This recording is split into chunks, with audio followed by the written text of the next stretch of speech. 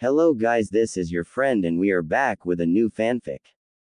Which is What If Naruto Build Harem with Anko, Hana and Shibo, Part 2 Naruto x Anko x Hana x Shibo.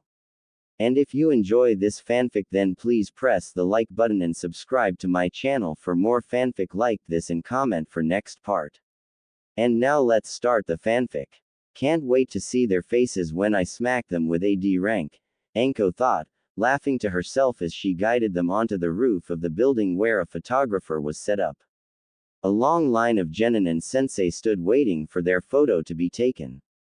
As her students saw the queue of the squads waiting for their photo, their shoulders slumped at having to wait in line. Naruto turned to face her. "You coulda told us to meet you up here, you know." Anko smiled sheepishly, rustling Naruto's hair as she did so. "Patience is a ninja's greatest virtue, kid."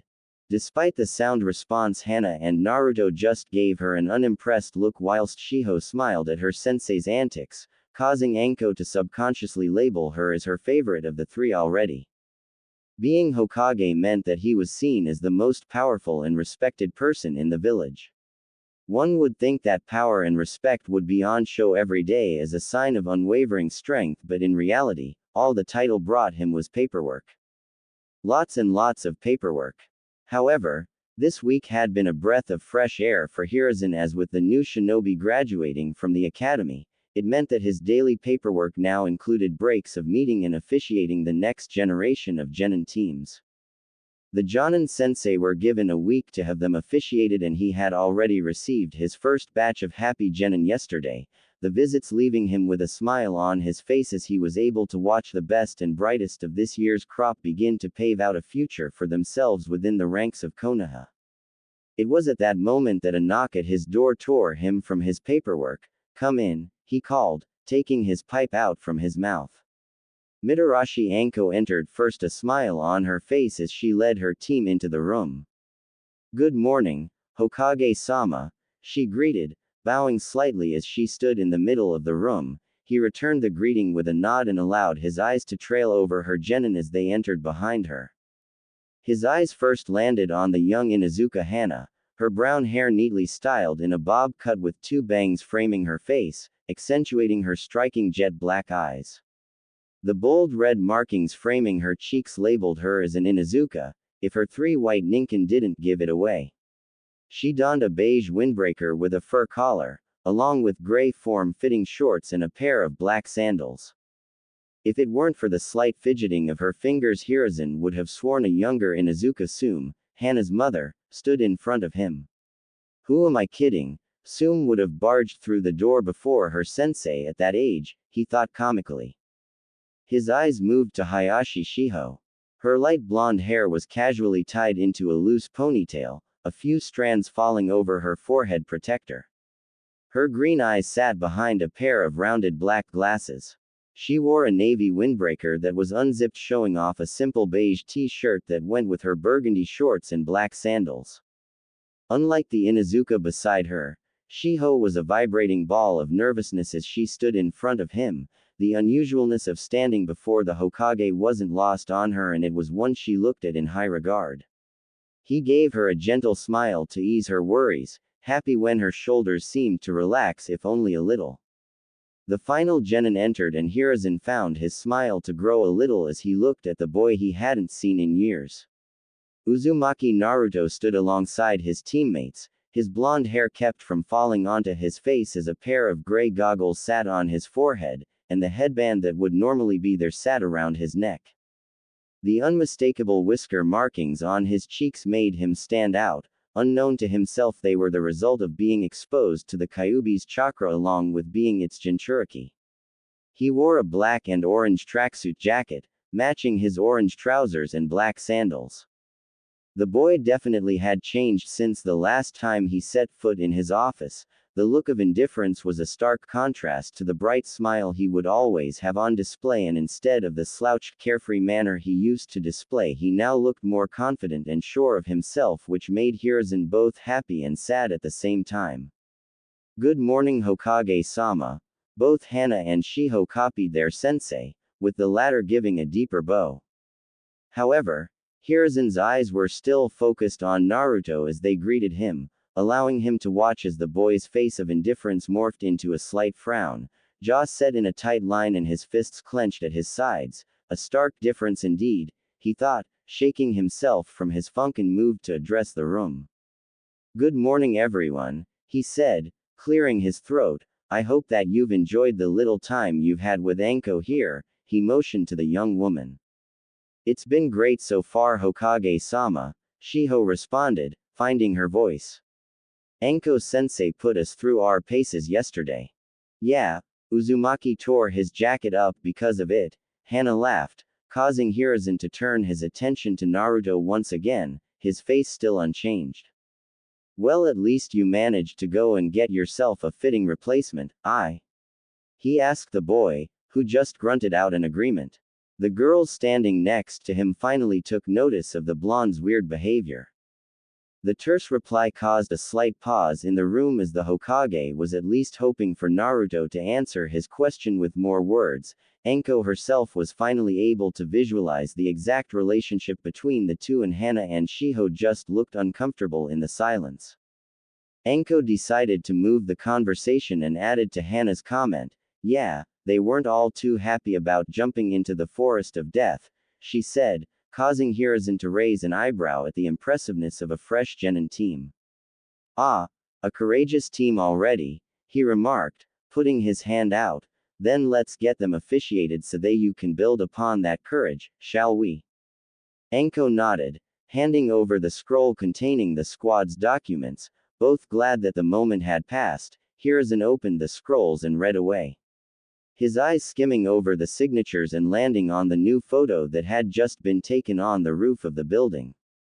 The photo was unique, matching the squad perfectly, he thought. Anko stood at the back, a bright grin on her face, her hands placed on the shoulders of Hana and Shiho, who stood to the far left and right, encapsulating Naruto, who was slightly crouched down in the middle. The thing that made it unique was the 3 ninkin that were included in the group photo. Hana had one of them sitting on her shoulder, whilst Shiho had another cradled in her arms, and lastly Naruto had managed to stuff one into his jacket so its head poked out from his own collar, sitting just under his chin. And if the matching grins across all of the genins' faces were anything to go by, Hiruzen knew that this team would get along just fine.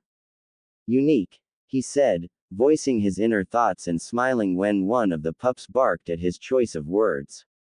Picking up his Hokage seal, he stamped the document and placed it into a box at the side of his desk, joining the rest of the documents. "With that out of the way, I just want to say that I wish Team 9 all the best for their, and hope that you guys carry the will of fire within you as you carry out missions on behalf of the village." They thanked him for his words as they were dismissed from the office, Naruto being the first to exit. Once they left, Hiruzen found himself turning his chair to face out towards the Hokage monument. A heavy sigh filled with emotion escaped him as his gaze landed on the 4th figure's head, although his thoughts were interrupted as there was a knock at the door. This time it opened without his call, and in walked a man holding a cane and bandages covering the right side of his face. "What do I owe the pleasure, Danzo?" he asked, already not looking forward to the conversation that was to come. As Team 9 left the Hokage's office, Naruto walked out ahead of the others, his expression still clouded with the earlier tension.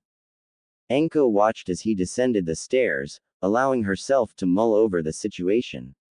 The relationship that Naruto and the Hokage had with each other was something she didn't want to get involved in, as it wasn't any of her business, but she knew that with the Hokage giving her permission to tell Naruto of his status if the situation called for it, caused her to be involved if only a little.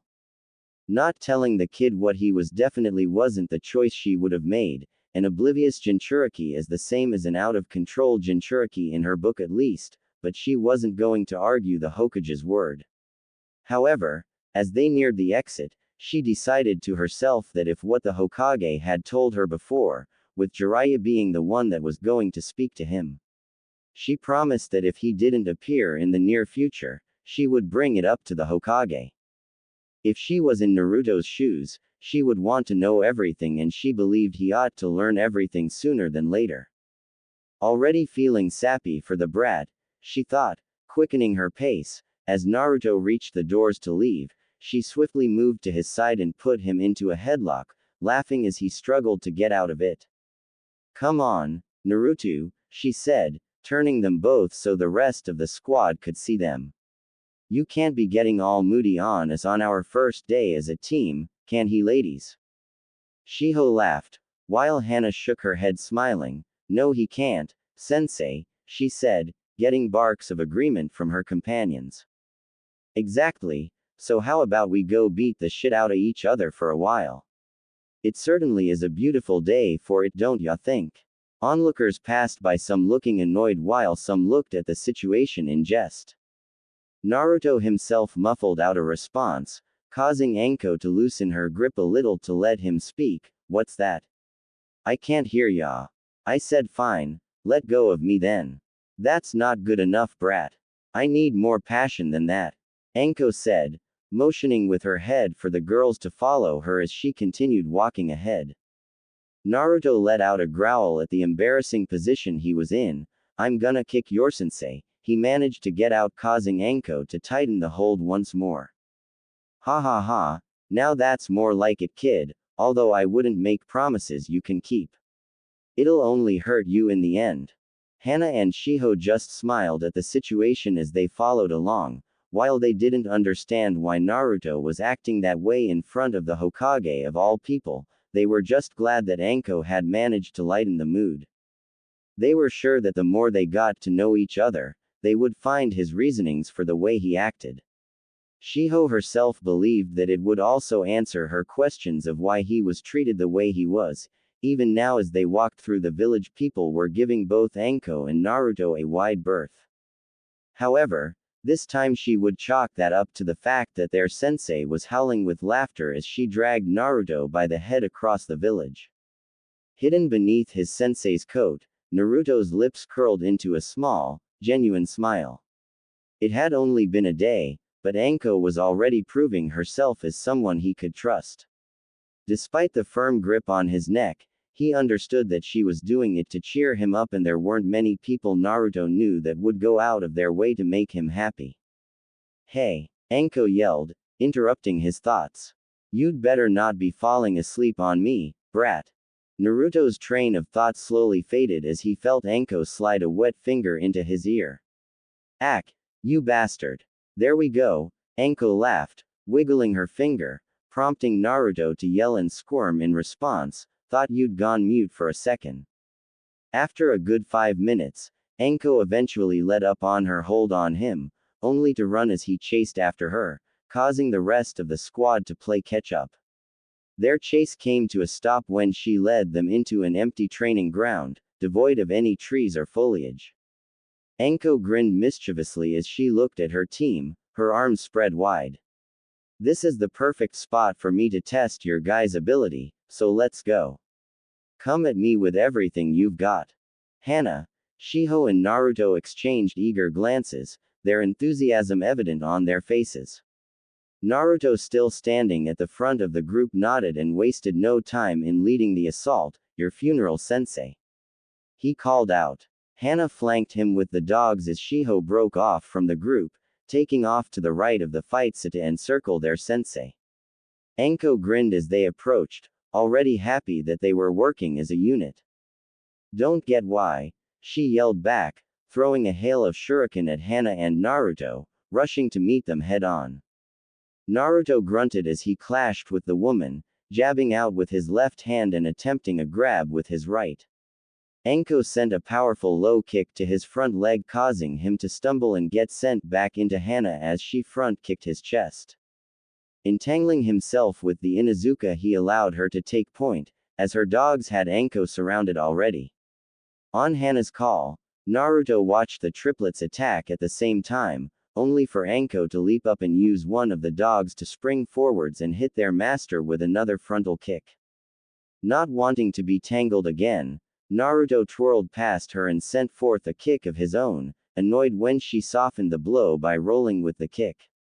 Noticing Shiho, and a handful of Bunshin, behind their sensei, he whipped a kunai out and slashed at her, pushing her backwards. She noticed his intent as she turned her head behind her and back to him. His wrist was ensnared in her grip as she prevented any more slashes. He went to throw a punch with his left hand but was taken off guard as a small snake snuck out from her sleeve and pounced at his face, its jaw open wide. He grabbed it before it managed to latch onto his face, only to get a fist planted into his right cheek and then to be thrown away as Anko turned to Shiho and her copies.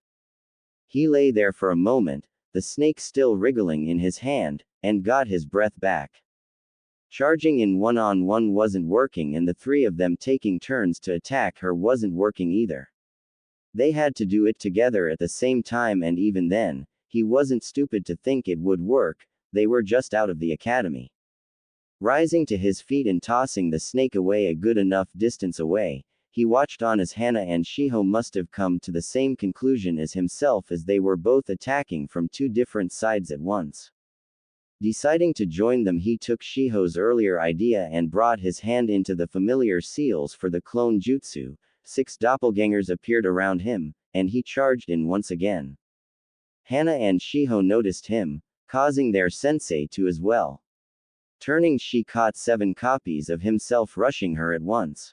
He himself was positioned at the middle left, glad as 3 of the 6 copies had just been dispelled with shuriken. He and the clones formed a line formation as they closed in, Hana and Shiho still pressing the purple-haired woman. She must have known the first was a fake as she allowed it to fall through her, the second was dispelled as one of the dogs got thrown at it, forcing him to jump over it. He and the final clone fell side by side and threw 2 front kicks at her midsection. The timing was perfect as Hana and Shiho both threw 2 punches at her head, while the 2 dogs went for her legs. She was caught and couldn't do shit about it. His grin threatened to split his face as their attacks closed in, time seeming to slow as they did so. They all landed at once. Anko's face was smooshed between 2 fists, her posture caved in as his foot made impact with her midsection and both her legs were trapped in the jaws of the dogs. Gotcha! Hana exclaimed, her grin matching his own. However, their work fell apart in front of them as their sensei vanished in a puff of smoke, obscuring their vision. A surprised yelp came from Shiho as the smoke dissipated. He and Hana were left looking at Shiho, who was buried shoulder deep into the ground, a confused and uncomfortable look on her face. Hair stood on his arms at that moment, causing him to jump back, his senses screaming at him as where he had stood 2 hands broke out trying to ensnare him. Hana wasn't as fast, as her right leg was snatched and pulled under, leaving her in an awkward position. Looks like you got lucky. Runt. Anko rose from the ground in front of him, raising her hand as he made to charge her once more. You're last standing, so you win.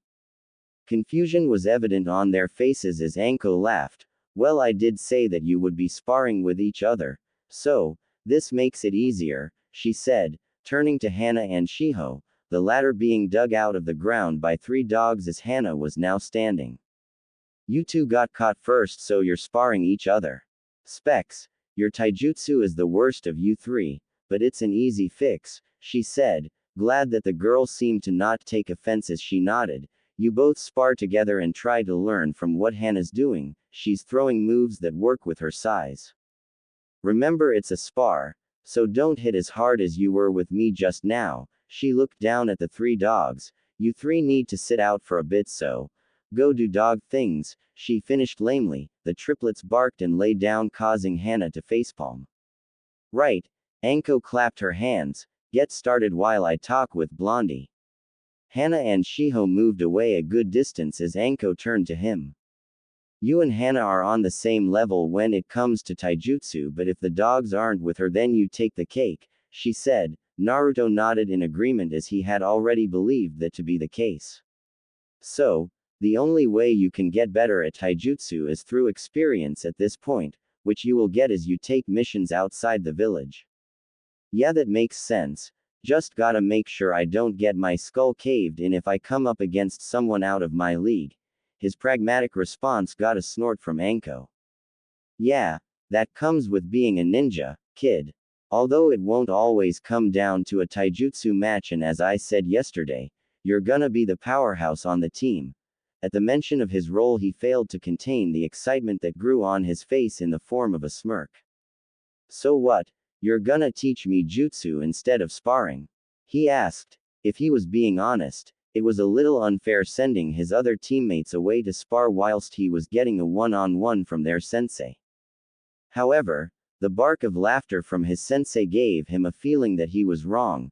This was further proven when she reached into her pouch and threw a kunai at him, his eyes unable to track the speed of the projectile. I don't play favorites, brat. The blood falling from the cut on his cheek was evidence of that. I'll give you stuff to work on after today's spar, and then once you three finish what I've given you, I'll give you another. So, it's down to your own ability to get stronger. Sound good? He nodded his head in agreement. Great, now let's dance. Once again the speed of his sense caught him off guard, and the fist that planted itself in his side sent a massive pain through his side, making him realize just how much she had held back in their 3-on-1 bout.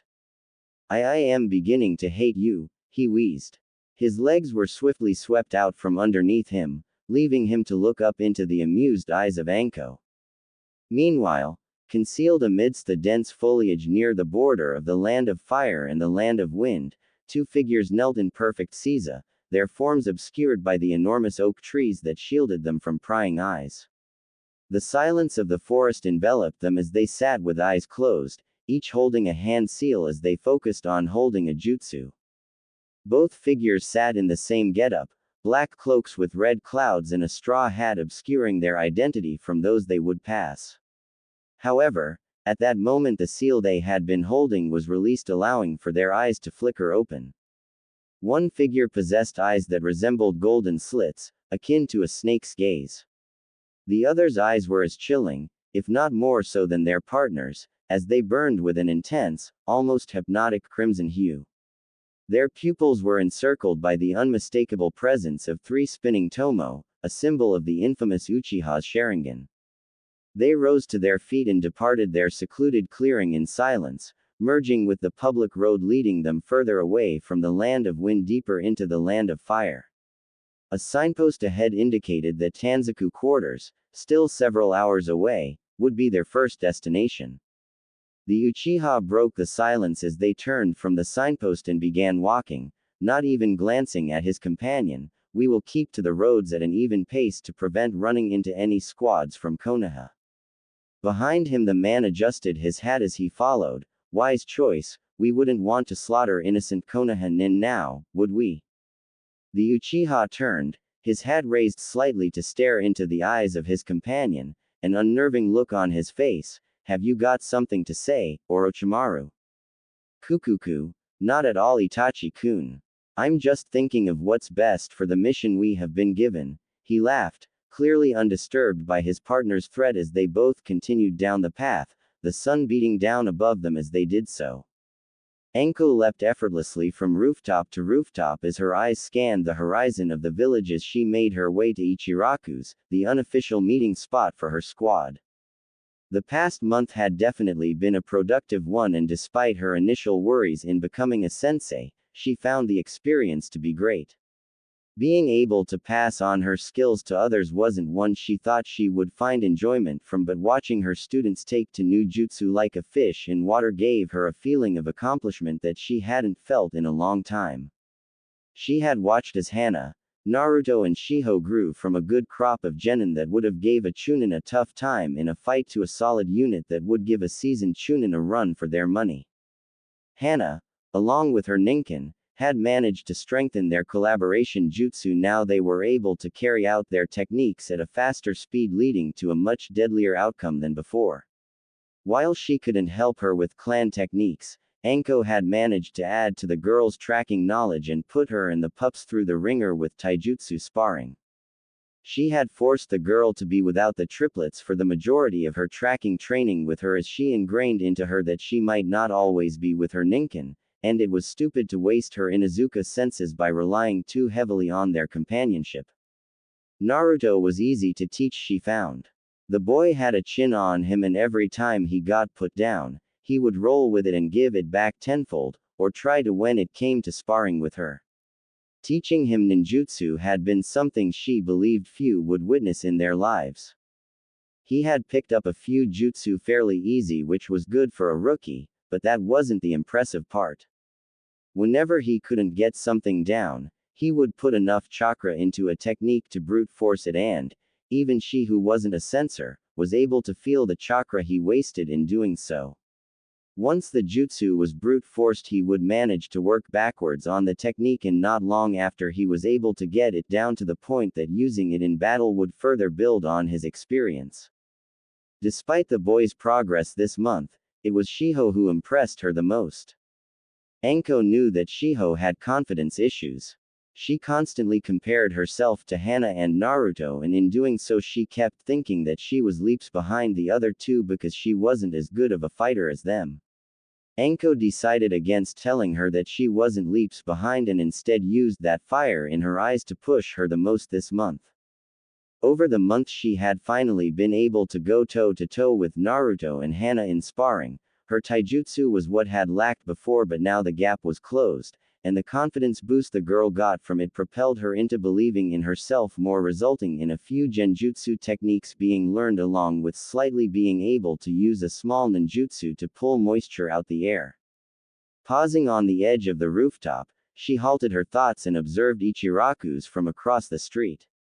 Naruto was busy behind the counter, helping Ayame, despite the fact that he had to quit working there after becoming a ninja. As he helped the young girl, Hana and Shiho conversed with each other on the stools. Anko shook her head as Naruto splashed Ayame with the leftover water in one of the newly washed ramen bowls, earning a playful slap in retaliation. Despite not being employed there anymore, he still spent his free time there, which usually had him throwing on his apron once again. Anko had found that out over the past month, as when she couldn't find him at his apartment or at their usual training ground, he was always here with the father-daughter duo. Team 9-8 here at least once a week due to this, with Hana teasing the blonde on his reason for the ramen stand being his favorite. As smart as he was blind to the accusation Hana was making between him and the waitress, who failed to deny the accusations on her part if the way Ayame behaved around him when they were together. While Hana was correct in her accusations, she hadn't yet realized that here was the only place he was going to be treated normally. As she watched from her spot, she felt the mission scroll in her jacket pocket. She had decided to give them a shot at AC rank after impressing her the whole month and not losing their minds over the never-ending D ranks. It was all fun and games watching them the past month get progressively more fed up with the chores, but she knew when it was getting out of hand, especially the few times Naruto had to deal with ignorant clients, causing the two girls to begin getting curious about his treatment within the village. Their last D rank had them packing away belongings of the client that was moving home. Anko had left her team to get on with it, but once she got back, she managed to catch the client hovering over the Jinchuriki, critiquing his effort, and scolding him for being rough with their fragile things, despite Naruto causing no issues at all. The boy had the patience of a saint, but everyone had their limits, and she would rather not see him retaliating against a client. It also brought on the issue of Hana and Shiho being suspicious of his treatment, with them talking about it in hushed whispers whenever they thought she was out of earshot, or when Hana had glared openly at a few vocal villagers whenever they got too loud for their own good. When that time was, Anko didn't know or have the say in, but a mission outside the village would suffice as her way of helping out a little by letting Naruto have a breather and stop Hana and Shiho from asking too many questions. She was brought out of her thoughts as the three ninkin around Hana's stool raised their heads, one of them letting out a bark as they finally recognized her scent, causing those occupying the stools to turn to her, smiling as they saw her. Her focus shifted to the three pups that raised their heads from the feet of the stools. Haro, she thinks, let out a bark as they finally recognized her scent, causing Hana and Shiho to turn to her. They're better than at the start of the month, that's for sure, she thought as she leapt from her spot and landed in front of them, patting their heads as she went through the awning. Hey sensei, Naruto greeted, looking over his shoulder from where he stood chopping onions, receiving a nod from her in response. She pulled out a stool for herself, sitting next to Hana, who looked at her expectantly. Let me guess, we've got a mission? She asked, Shiho's head tilted behind her, waiting for confirmation. Anko grinned and reached into her coat pocket, rolling a scroll onto the counter, making Hana's eyes widen as she jumped out of her seat, grabbing the scroll. Yes, she cheered, no more chores. Naruto joined from behind the counter with his cheers, and Shiho, while less rambunctious about it, celebrated on the higher-ranked mission. All of them shared fist bumps, and even Ayame received one from Naruto, who smiled at seeing him happy. However, Anko caught the worried look that crossed her brow as Naruto leaned over the counter to read the scroll's contents. We're leaving in an hour, so go home, grab your packs and meet me at the north gate, she commanded, happy when Hana and Shiho nodded and left.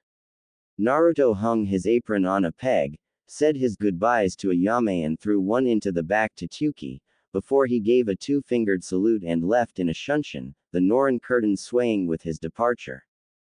As they settled to their normal position, Tuki came out from the back and stood next to his daughter and stared into Anko's eyes. I know Naruto is capable of looking after himself, but please look after him, Anko-san, Tuki said, bowing slightly with Ayame following suit. He's grown a lot, but I still do worry about him sometimes.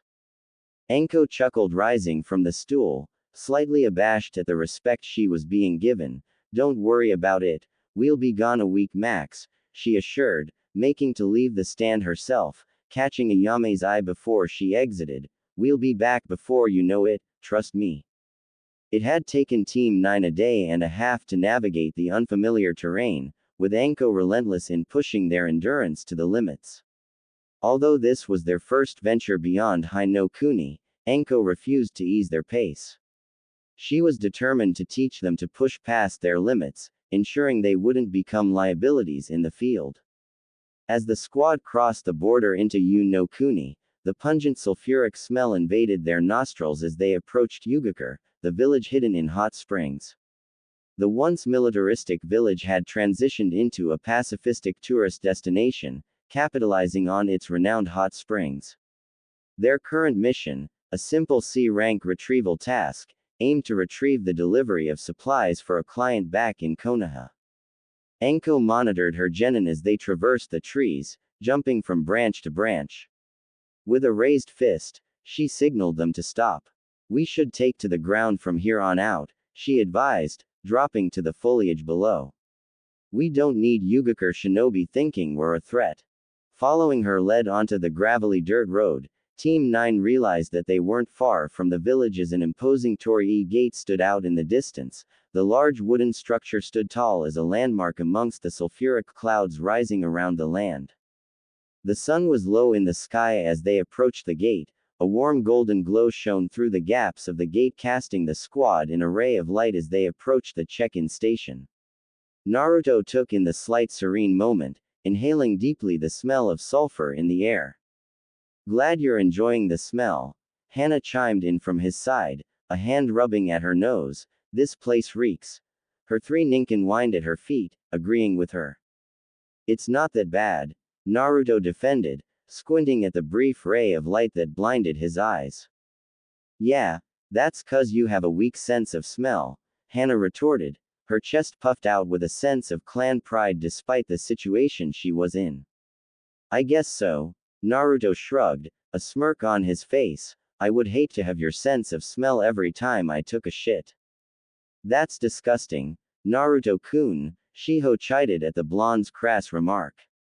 Despite the remark being aimed at her, Hana took it on the chin and laughed, with Naruto joining in. In front of them, Anko concealed a smile from the team as they approached the check-in station. Right, that's enough for now, you guys, she stated, pulling out a scroll from her jacket. Let's get signed in and grab the client's order. After that we can book a room and you guys can do whatever you want for the rest of the night. The trio behind her straightened, internally cheering at the freedom they were going to have. Yes, Anko-sensei, Shiho answered for the others as reached the desk. As they approached the sign-in desk, they came face to face with a seated Yugakure shinobi, a woman with a slim build and a pretty smile dipped her head in greeting. She wore a padded brown flak vest, the symbol of Yugakure proudly displayed on her shoulder pad. Beneath the padded vest, she wore a comfier and looser vest top. Her sleek white hair was done up in a tight ponytail, a few strands framed her face similar to Hana's. "Welcome to Yugakure," she greeted with a welcoming smile and gentle voice that surprised Naruto, who had expected a more guarded reception from foreign shinobi. Her green eyes looked over Team 9. "What's the reason for your visit, Shinobi-san?"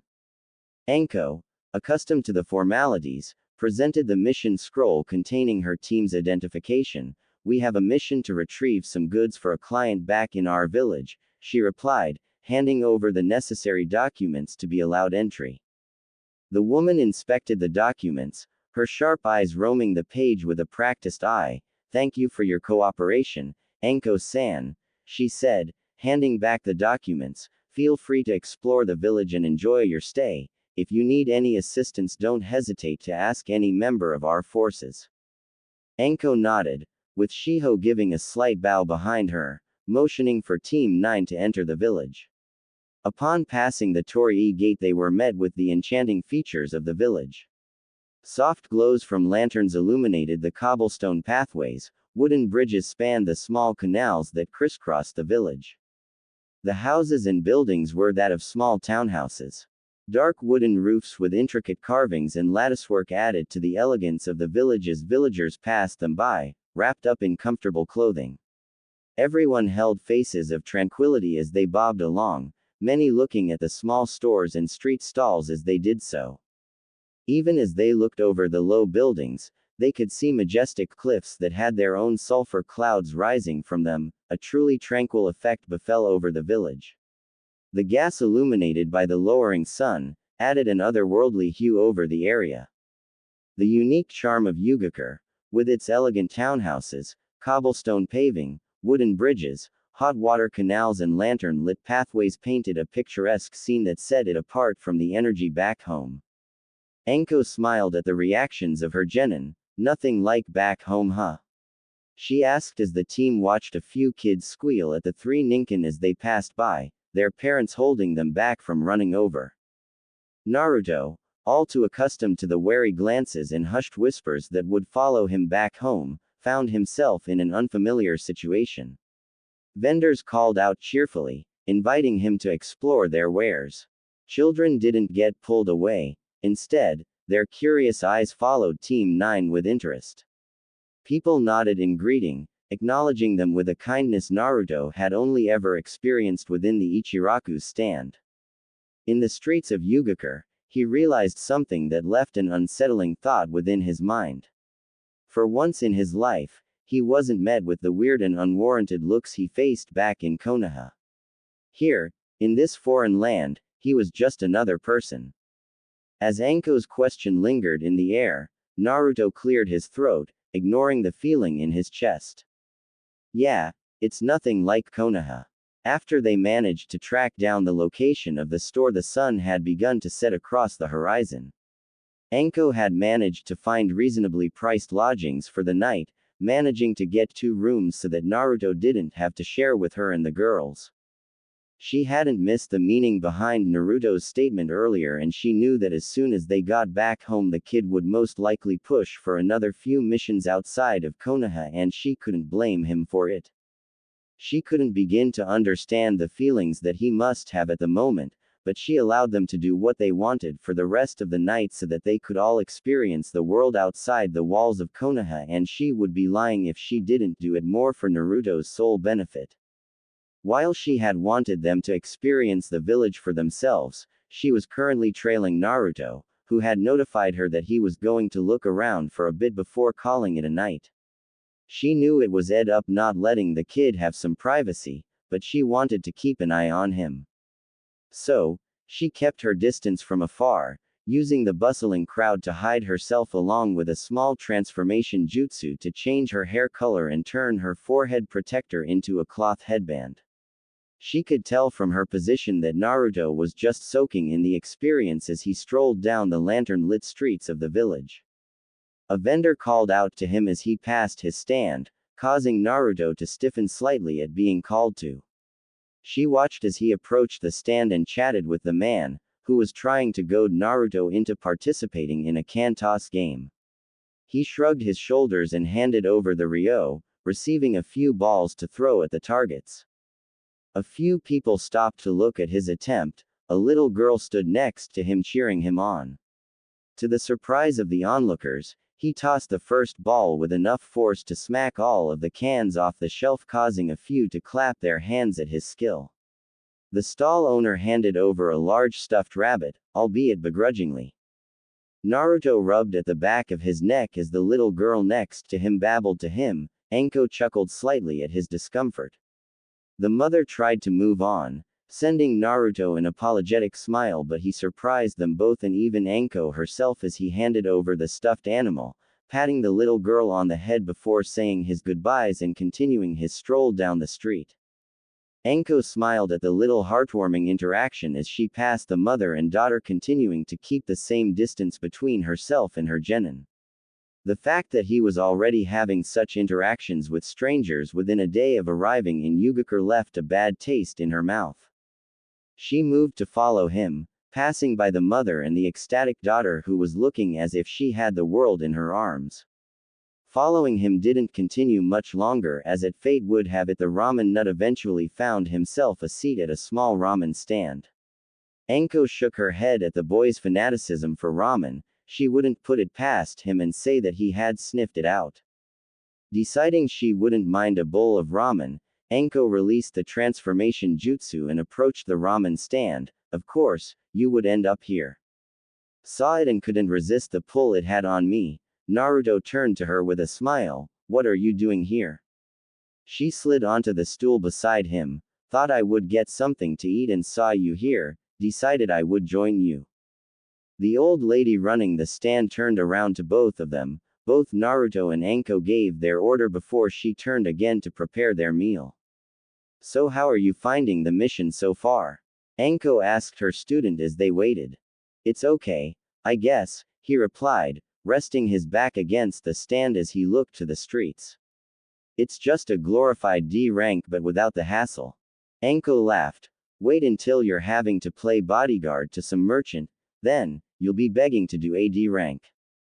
He smirked at the anticipation of what's to come. Well, at least with guarding clients, there's a chance of getting some action, you know. Their ramen was placed in front of them, and Naruto dug in. Anko chose to wait until hers cooled down. There's still a chance of getting into a fight even on this mission, so don't ever let your guard down. Besides, looking for action is what gets you killed, so don't go looking for it. He stopped his eating, taking in her words with a thoughtful expression as he pondered her advice for a moment before resuming his meal, a contemplative look in his eye. Anko observed him as she ate, deciding to change the topic slightly. So, besides the mission, how's it feels being away from home?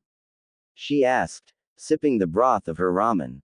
Naruto glanced at her, considering her question. Anko watched as if a conversation with himself played out in front of her, as if he was struggling to answer. It's different, but I don't need to tell you that I'm guessing. He asked her with a pointed look, to which Anko nodded once, causing him to deflate slightly. She didn't mean to ruin the boy's mood as he stayed silent for a moment, twirling his chopsticks around in his hand. You don't need to answer it, Naruto. I saw it when we first got here. I was just wondering how you truly felt about it, that's all. He nodded at her reasoning. Well, I'm treated like shit back in Konoha for a reason that everyone but me knows about. The old bastard won't tell me anything either, and I am supposed to just deal with that and be all cool with everyone. Anko saw his shoulders ease up as he spoke, as if a weight was being lifted from him as the words came from his mouth. I want answers, but at the end of the day, it doesn't matter, does it? Anko frowns at the question. If she was in his shoes, she would be fighting tooth and nail for the answers. Of course it matters, everyone should know things that concern themselves. Don't you want to know the truth? I did. He shook his head. I do. But it really doesn't change anything. At the end of the day, people are still gonna treat me the same. the only difference is I'll know the reason for it. Anko nodded, understanding the thought process behind his attitude towards his treatment. While she could see how he doesn't bat an eye back home to it, she couldn't simply leave it like that. The Hokage gave her the role as Team 9's sensei, and that meant she had to look after them as if they were her family. She knew that the Hokage had promised he would tell him when the time was right, but with Naruto's true feelings being told to her, she couldn't shake off the determination to address the issue with the Hokage when they return home. You might be right about people not changing, but knowing the truth could give you a sense of closure that you didn't know you needed. He placed his now empty bowl onto the top shelf of the stand, before standing up and giving her an easy smile. Look, sensei, I've got a Yame and Tuki back home, and last month I got you guys too. As long as I have that, then I don't care about anything else. All I want to do is serve my time as a ninja, and if I don't die doing this, I'll just retire and help a Yame run the stand when the old man's knees give out, okay? Anko couldn't help but smile back at the blonde's straightforward life plan. You sure you don't want to aim higher than a ramen cook? Maybe I'll convince them to franchise Ichiraku's, he said as he turned to leave, waving over his shoulder. I'll see you in the morning, sensei. Yeah, see you in the morning, brat, she called back, turning to finish her bowl of noodles. The little lady behind the counter looked at the empty spot next to her. I guess you've been left to pay the young man's bill. Anko laughed. Little will hear about this tomorrow. She reached for her wallet, chuckling at the antics of her genin. As she eventually made her way back to the hotel, she found Shiho and Hana curled up on the floor of their room, the dogs being used as pillows. She moved silently as to not wake them. One of the pups opened their eyes in recognition before closing once again. As Anko got comfortable in her futon, she vowed to speak with the Hokage and push for the kid to know about his status soon. As she closed her eyes, a sharp stinging sensation burned on her neck as her curse mark began acting up, causing her to turn on her side and wait for it to pass. Thankfully, she didn't have to wait long until she became numb to the pain, managing to get comfortable once again before drifting off to sleep, unaware that her genin would find out about his status sooner than she thought. As the morning sun started breaking through the room's windows, Hana stood stretching in the middle of the room, her back letting out a satisfying pop. The hotel futon was better than what they had to camp on in the forest days prior, but it was not as comfortable as her own bed back home. The pungent sulfuric odor that assaulted her senses yesterday had become more bearable. Even with the windows closed, she could still smell the iconic smell of the village, but it only bothered her now if she intentionally focused on it. Nonetheless, she wasn't eager to stay another day here. As she let out a sigh of relief, Shiho had just rolled away their futons and her three ninkin sat awaiting patiently by the door. The sound of a toilet flushing signaled their sensei's exit from the bathroom. As she walked out, she muttered something about the perils of street food, prompting two smiles from Hana and Shiho. Their sensei, noticing that they were ready to go, grinned at them. All right, let's grab Naruto and figure out if we're having breakfast or hitting the road. Following Anko out, the girls and pups headed to Naruto's room. Anko turned to them. What are you guys wanting to do? Hana and Shiho shared a look, with Hana shrugging. I wouldn't mind getting something light, sensei, Shiho supplied as Hana nodded in agreement. Cool, even if Naruto wants to head out, he's been outvoted. So, Anko smiled, letting out a yawn. Besides, the little shit managed to land his late-night ramen bill on me last night. Hana laughed at her misfortune, a gleam in her eye as an idea came to her instantly. Well, you know what that means then, sensei. He's paying for the breakfast. Her proclamation caused their sensei to burst out into loud laugh, not caring about those sleeping in the rooms they passed. Shiho giggled quietly whilst still being embarrassed at her sensei's lack of manners. As they approached their teammates' room, Shiho raised her hand to knock, only for the door to slide open. What's got you so happy at this time, sensei? Naruto asked. Hana took over the role of laughing as their sensei held a cruel smirk on her face. you're covering the breakfast bill, Uzumaki. At Hana's statement, Naruto tried to laugh it off by raising his hands in slight protest, only for their sensei to reach forward and snatch the boy with his collar, putting him into her signature headlock as she began marching to the hotel lobby. Shiho smiled at their antics. If Anko-sensei and Naruto decided to stop being ninja, they could become traveling comedians, as there was never a dull moment with the two. Despite the nice thought, Shiho's smile fell and let out a sigh as she looked Naruto's room. You could have at least put the futon back, Naruto-kun, Shiho called out. The boy's muffled protests were all that answered her. XXX. Ayame took her time as she climbed the steps to Naruto's apartment. 3 days had gone by since he had gone off on his mission outside the village, and surprisingly, they had gone by rather quickly. Not as if she was keeping track or anything like that. Before he left, he had dropped his keys off at her home, asking her to check on his apartment if he wasn't back for a while and to water his plants. A small smile formed onto her face as she thought about his hobby. If someone had told her years ago that Naruto Uzumaki would develop a green thumb, she would have laughed in their face. Back then, he could hardly keep still for a minute, always being a nuisance before her father's scoldings set him straight. As she turned the key to the door, she was greeted by a floral aroma that felt ingrained into the apartment's walls. As she made her way down the hallway, it only grew stronger, as if welcoming her in. Sitting at the far end of the room, in front of the glass balcony door, was a comically large plant pot basking in the sunlight from outside. She smiled as she read the label on the pot's rim. Jasmine was scribbled in his messy handwriting, and the fragrance beckoned her to lean in to smell the budding white flowers. She peered through the screen glass, happy to see the hectically organized plants were still growing strong. Her eyes zoned in on the bright purple irises, her favorite flower, and every time she saw them, she could swear they were getting brighter and brighter. A small part of her wondered if he took extra care of them because he knew they were her favorite, but she shook the thought off for the absurdness of it all as she looked at the sea of colors that surrounded them. He took care of them all equally. She zoned back in on the pot in front of her, lifting the already full watering can next to it to start the reason why she was there in the first place. She poured only a little water on the jasmines, having done it enough times with him around to understand when enough was enough. Once she had overwatered white lilies, which Naruto had nagged on and on for about a week before eventually dragging her back to the apartment to show her how it was done properly. At the time she had called him a dork for it, but looking back on it now she found it cute. As she opened the balcony door to continue watering, her stuck on the blonde shinobi. With him not being around as often, she had begun to miss him during the boring shifts and the busy ones.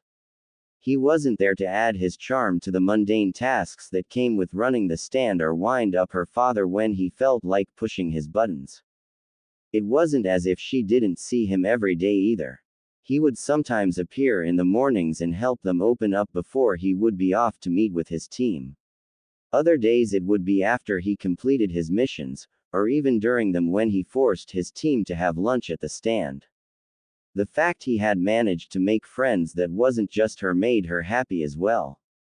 When Shiho first came by at the start of the year, she was unsure of what she didn't know, but it quickly subsided as Shiho eventually became her friend also. Even though it took him 4 years to get a friend, it was still great to see.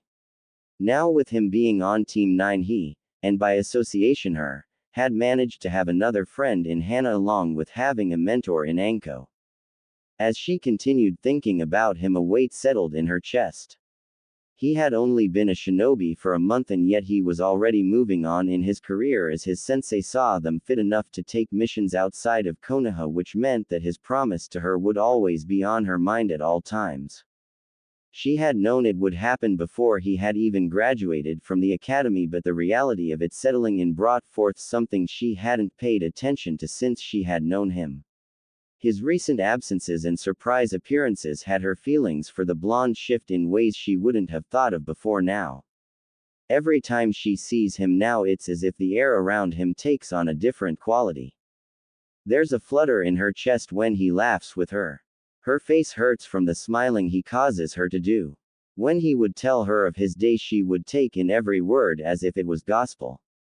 At first, she dismissed these sensations as mere excitement now that he was a shinobi. But now, as she cared for his plants, thinking about him, and reminiscing the memories she had of him, she couldn't deny the truth that dawned on her. She loved him. She loved him for the way he made her feel, for the times they spent together laughing over small things, the memories they had from the good times of him trying to teach her how to throw kunai, running around the forests on Konoha way past her curfew, and even to the bad times where she would watch him try to act as if people's attitude towards him didn't bother him.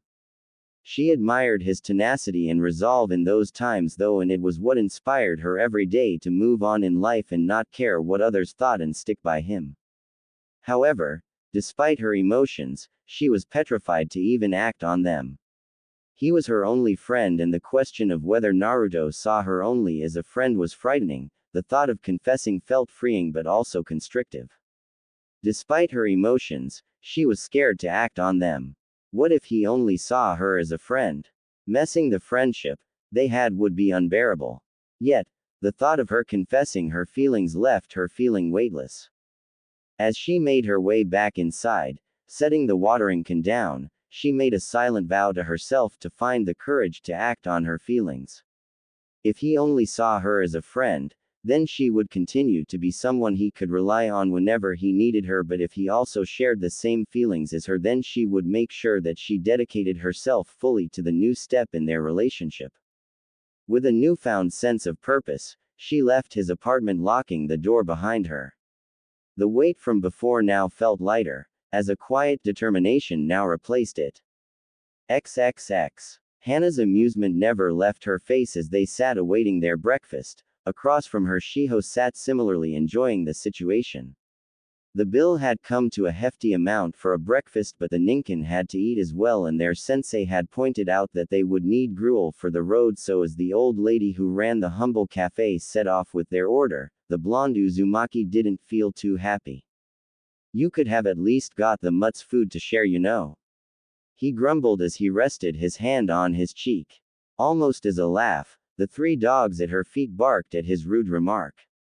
"Well, maybe next time you'll think twice about trying to pull a fast one on me, huh?"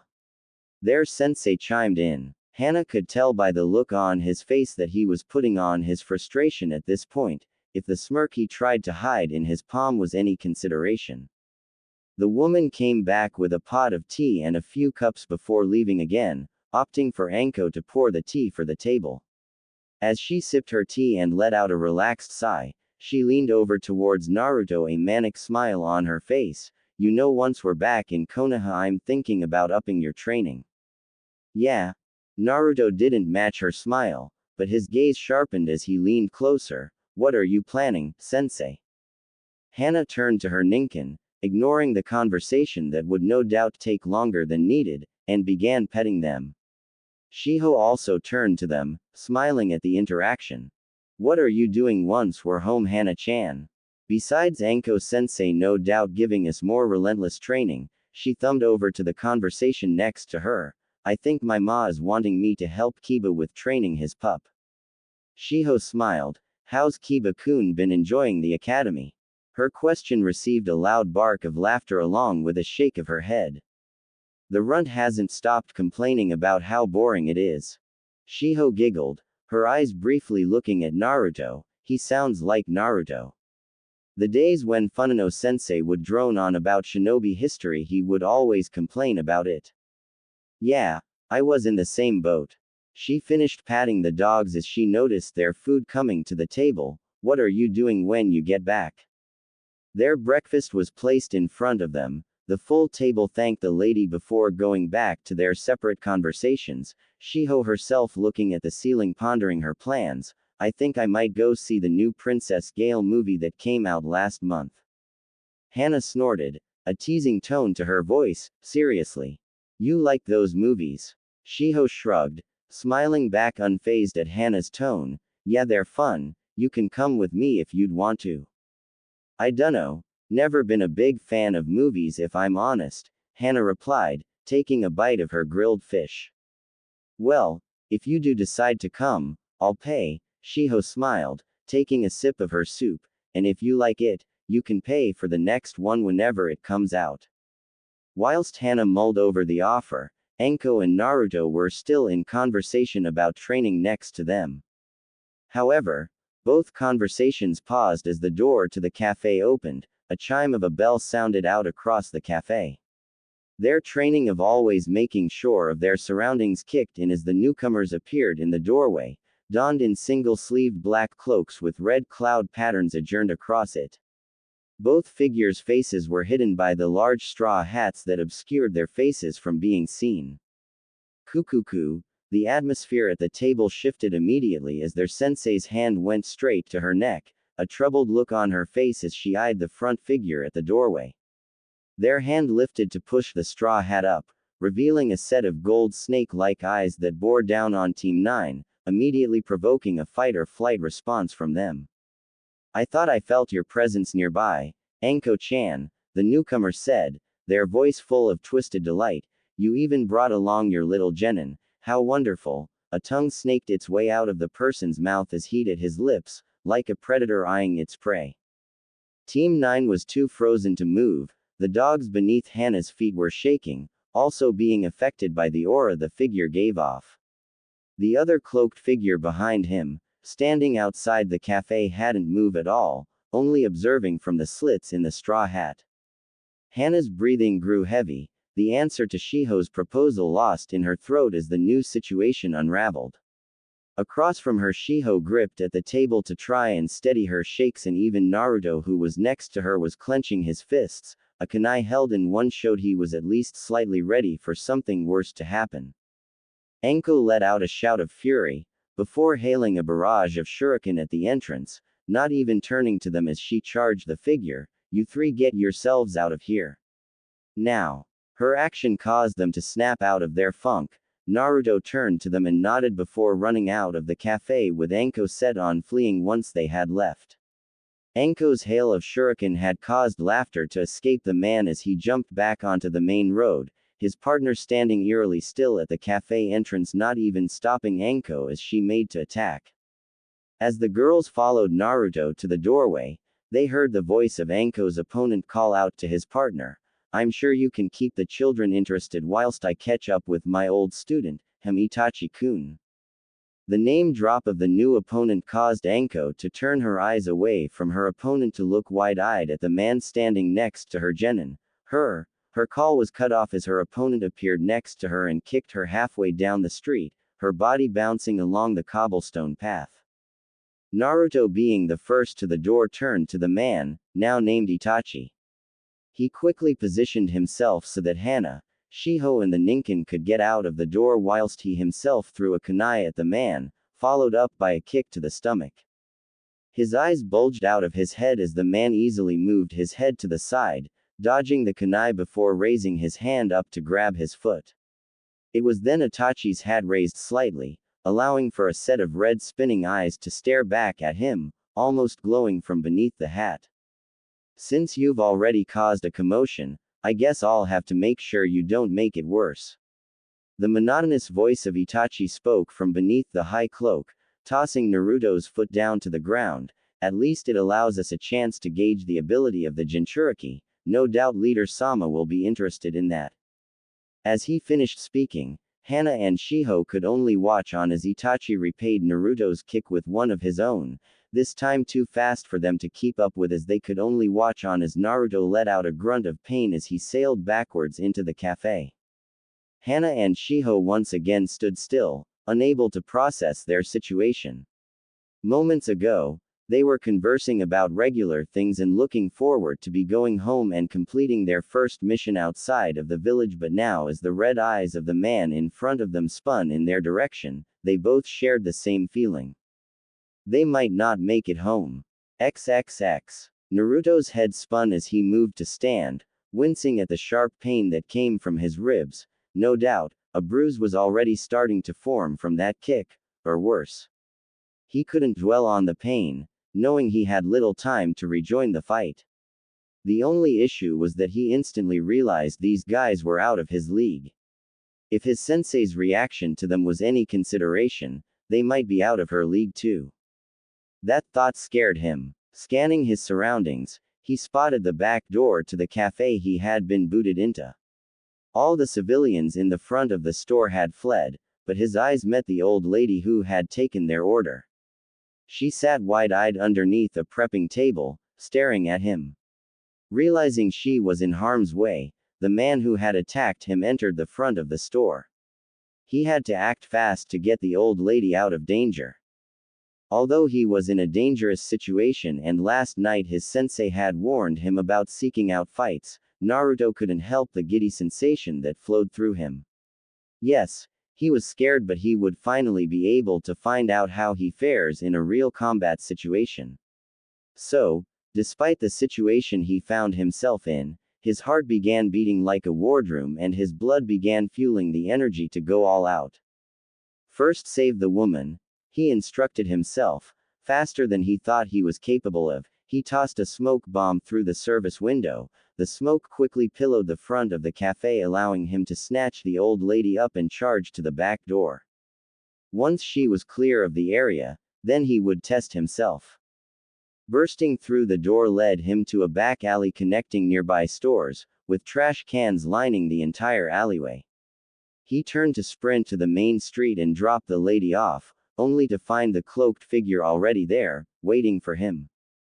"There's no use in running from me." Despite the thundering heartbeat in his ears, he could hear the man as if he was whispering into his ear, "You will only prolong your fate."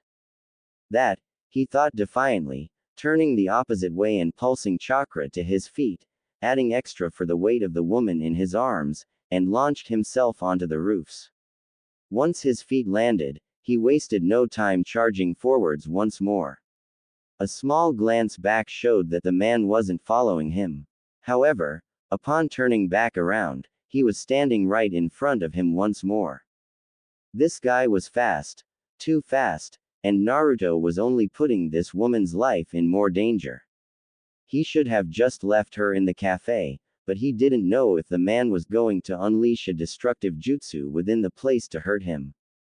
"Why are you attacking us?"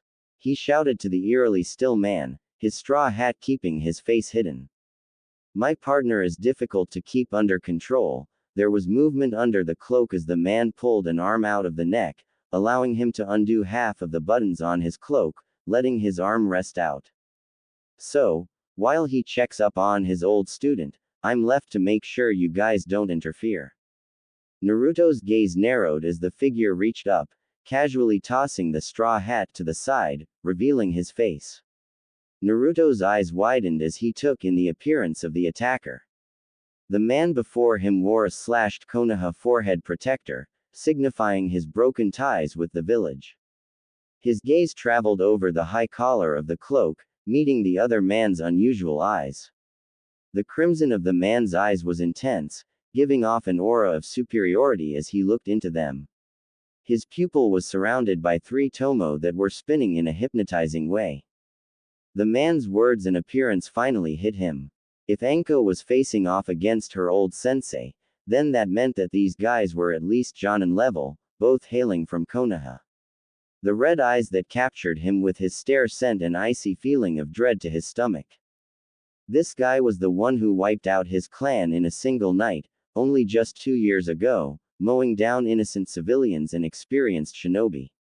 Worst of all, he did it when he was the same age as he was now. The thought sent tingles through his body. The guy standing before him was Uchiha Itachi. The shaking of the woman in his arms drew him back to reality, managing to tear his gaze away from those piercing crimson eyes. As he refocused on the elderly woman, a crow caught his eye, perched on a ladder that led down to the streets below. The ominous caw of the crow seemed to resonate with the gravity of the situation. Naruto, feeling a renewed surge of determination, gently placed the woman on her feet. He shot her a reassuring smile, attempting to ease the fear etched on her face. "Sorry for the scare, Granny," he whispered, the gravity of the situation reflected in the sincerity of his words.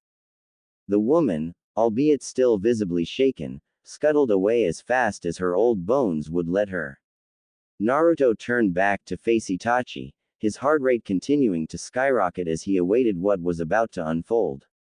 The air around them seemed to thicken with tension, the atmosphere growing heavy as the reality of facing the notorious Uchiha Itachi sank in.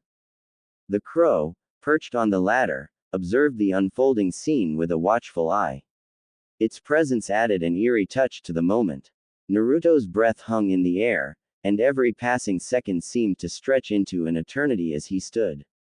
More crows descended from the darkening sky, their glossy feathers glinting ominously in the muted light. Itachi, shrouded in a cloak of crows, revealed the depth of his connection to these avian creatures. Naruto's eyes widened with realization. These were Itachi's summons, much like Anko-sensei and her snakes. The crows descended upon Naruto, their wings creating a symphony of ominous rustling. The swarm surrounded him, engulfing him in a flurry of feathers and darkness. Naruto felt an otherworldly chill, and the world around him seemed to warp and twist. The sensation was eerie, like being trapped in a nightmare woven by the crows. A realization struck him: he was caught in a powerful genjutsu. Panic surged as Naruto struggled to break free. Desperation etched his face as he bit down on his lip, drawing blood in an attempt to snap out of the illusion. But nothing changed. The crows continued their dance around him. In a frantic move, he drove a kunai into his leg, seeking the shock of pain to shatter the illusion's hold. Thankfully, with that, Naruto broke free.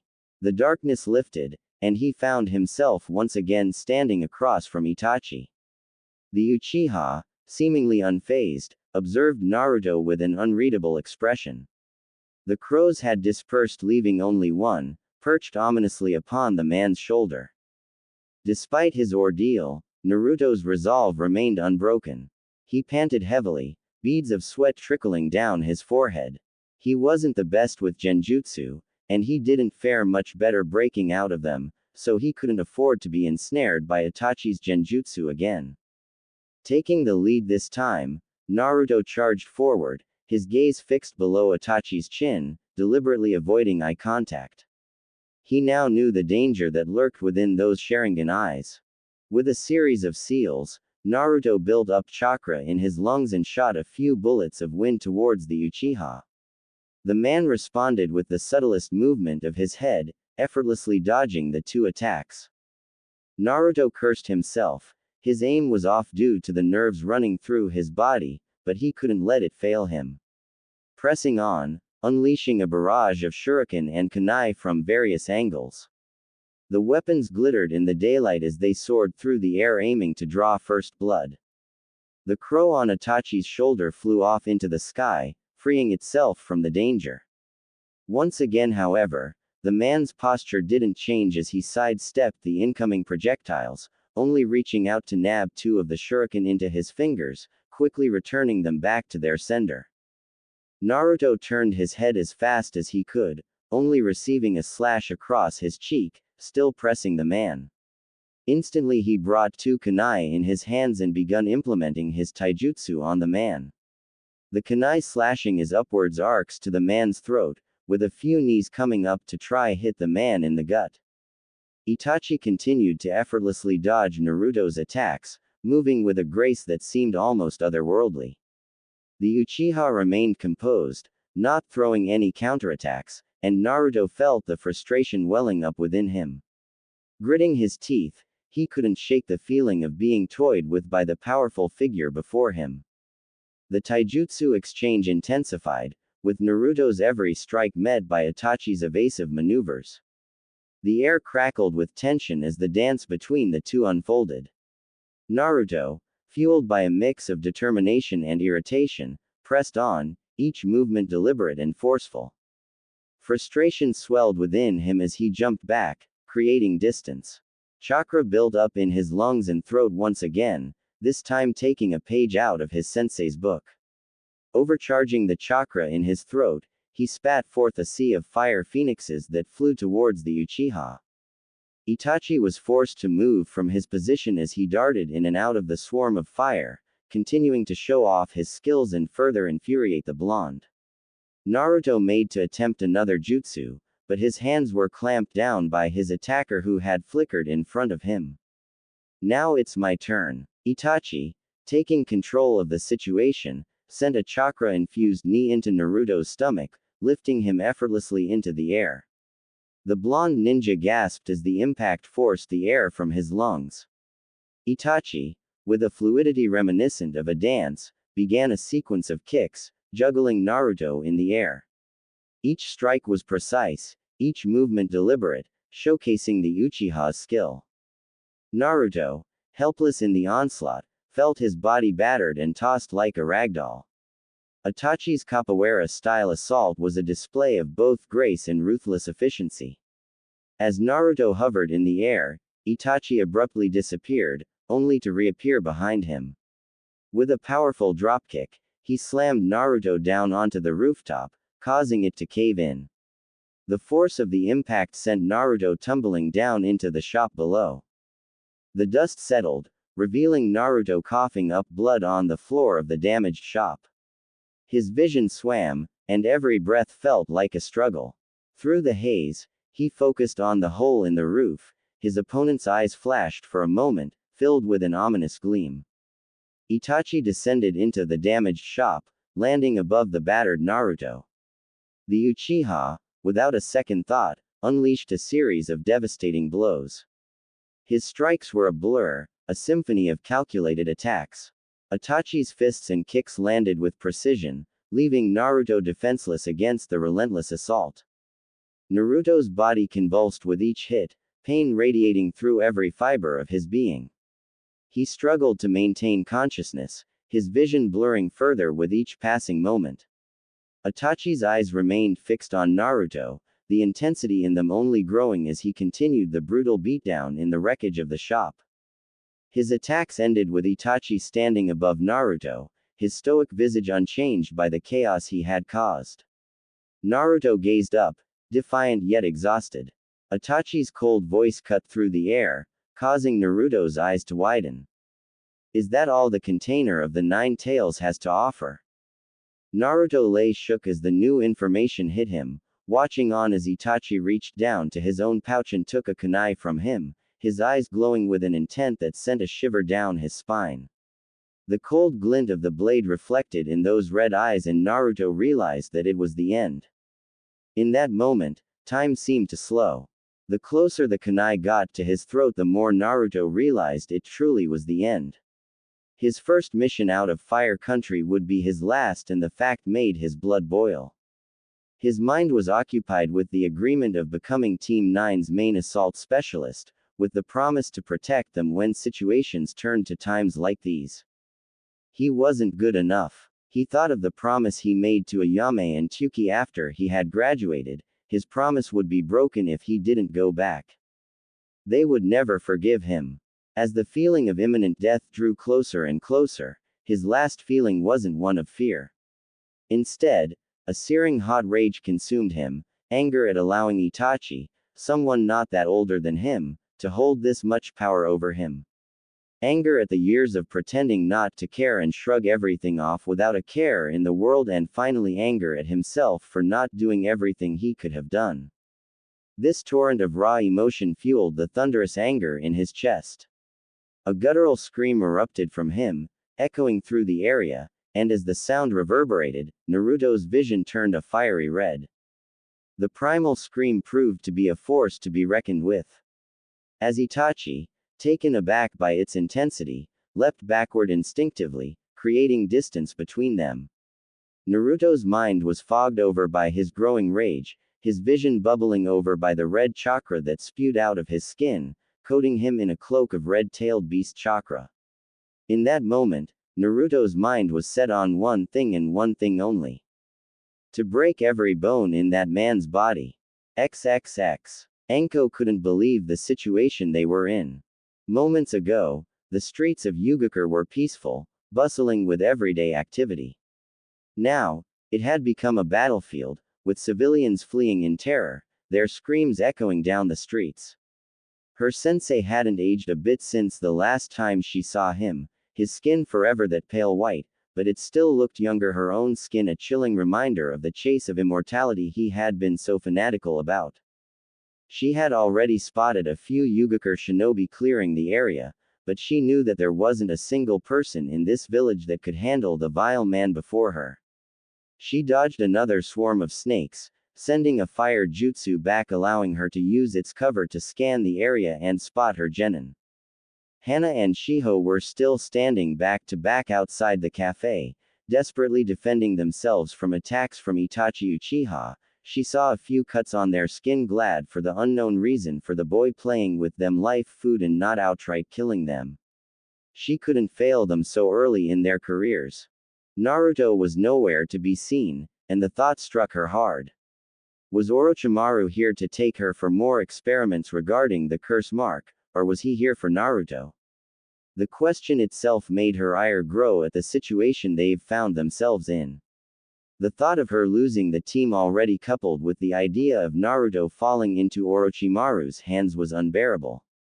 Bastard! She screamed, launching a barrage of shuriken and kunai from her sleeves. The shuriken flew in a way that it would prevent him from moving away from the kunai aimed for his vitals. It would have worked if he was an ordinary being, that is, as his body constricted and reshaped itself to pass unharmed. Is that any way to speak to your sensei, Anko-chan? Orochimaru teased, sidestepping another attack. You've grown, but you still lack finesse. Another wave of snakes accompanied his words. Quickly she placed her hands onto the ground and formed a high earth wall, allowing for the snakes to pass around. As she prepared for another jutsu, the ground beneath her broke apart and Orochimaru broke out, a sword in his mouth pinned for her jugular. Raising her forearm guard, she angled it to deflect the blade's path. Pain shot through her as the sword managed to slash through the metal. Years of practicing with her own poisons told her the sword was laced with a fast-acting toxin. The burning sensation under her skin was unmistakable. Like I said, you lack finesse. His words were punctuated by a forceful kick to her stomach, sending her flying into a building behind her. Despite the pain, she couldn't afford to give him a moment's respite. She quickly got to her feet, swallowing an antidote as she charged back out. She was beaten to the punch by two Yugakure shinobi who stepped in front of her. One of them was the woman from the gate yesterday morning. She knew they both stood no chance. Before she could even shout out, the ground rumbled beneath them, and she barely managed to send a snake to pull the woman back as her ally was swallowed by a serpent. This is Orochimaru we're up against, go and warn the village higher-ups. Anko ordered. The woman's eyes widened in fear and turned to run, only for her to meet the same fate as her fellow shinobi as another snake swallowed her whole and burrowed back into the earth. It's always useful to get test subjects in times like these, Orochimaru cackled, his forked tongue flicking out as he laughed. You never know what hidden potential may be under their skin. As if to prove his point, a foul chakra made itself known in the air. Anko's fears heightened to a new level as the daunting chakra of the nine-tailed fox blanketed over the area. Her adrenaline spiked in response to the fear caused by the chakra. If he had unknowingly tapped into it, then things were bad on his end. She saw Orochimaru's eyes brighten from her spot.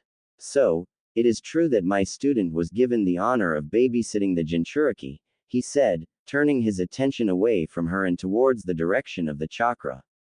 It's more intoxicating up close, he mused as if she wasn't even there. Anko pounced on the opening.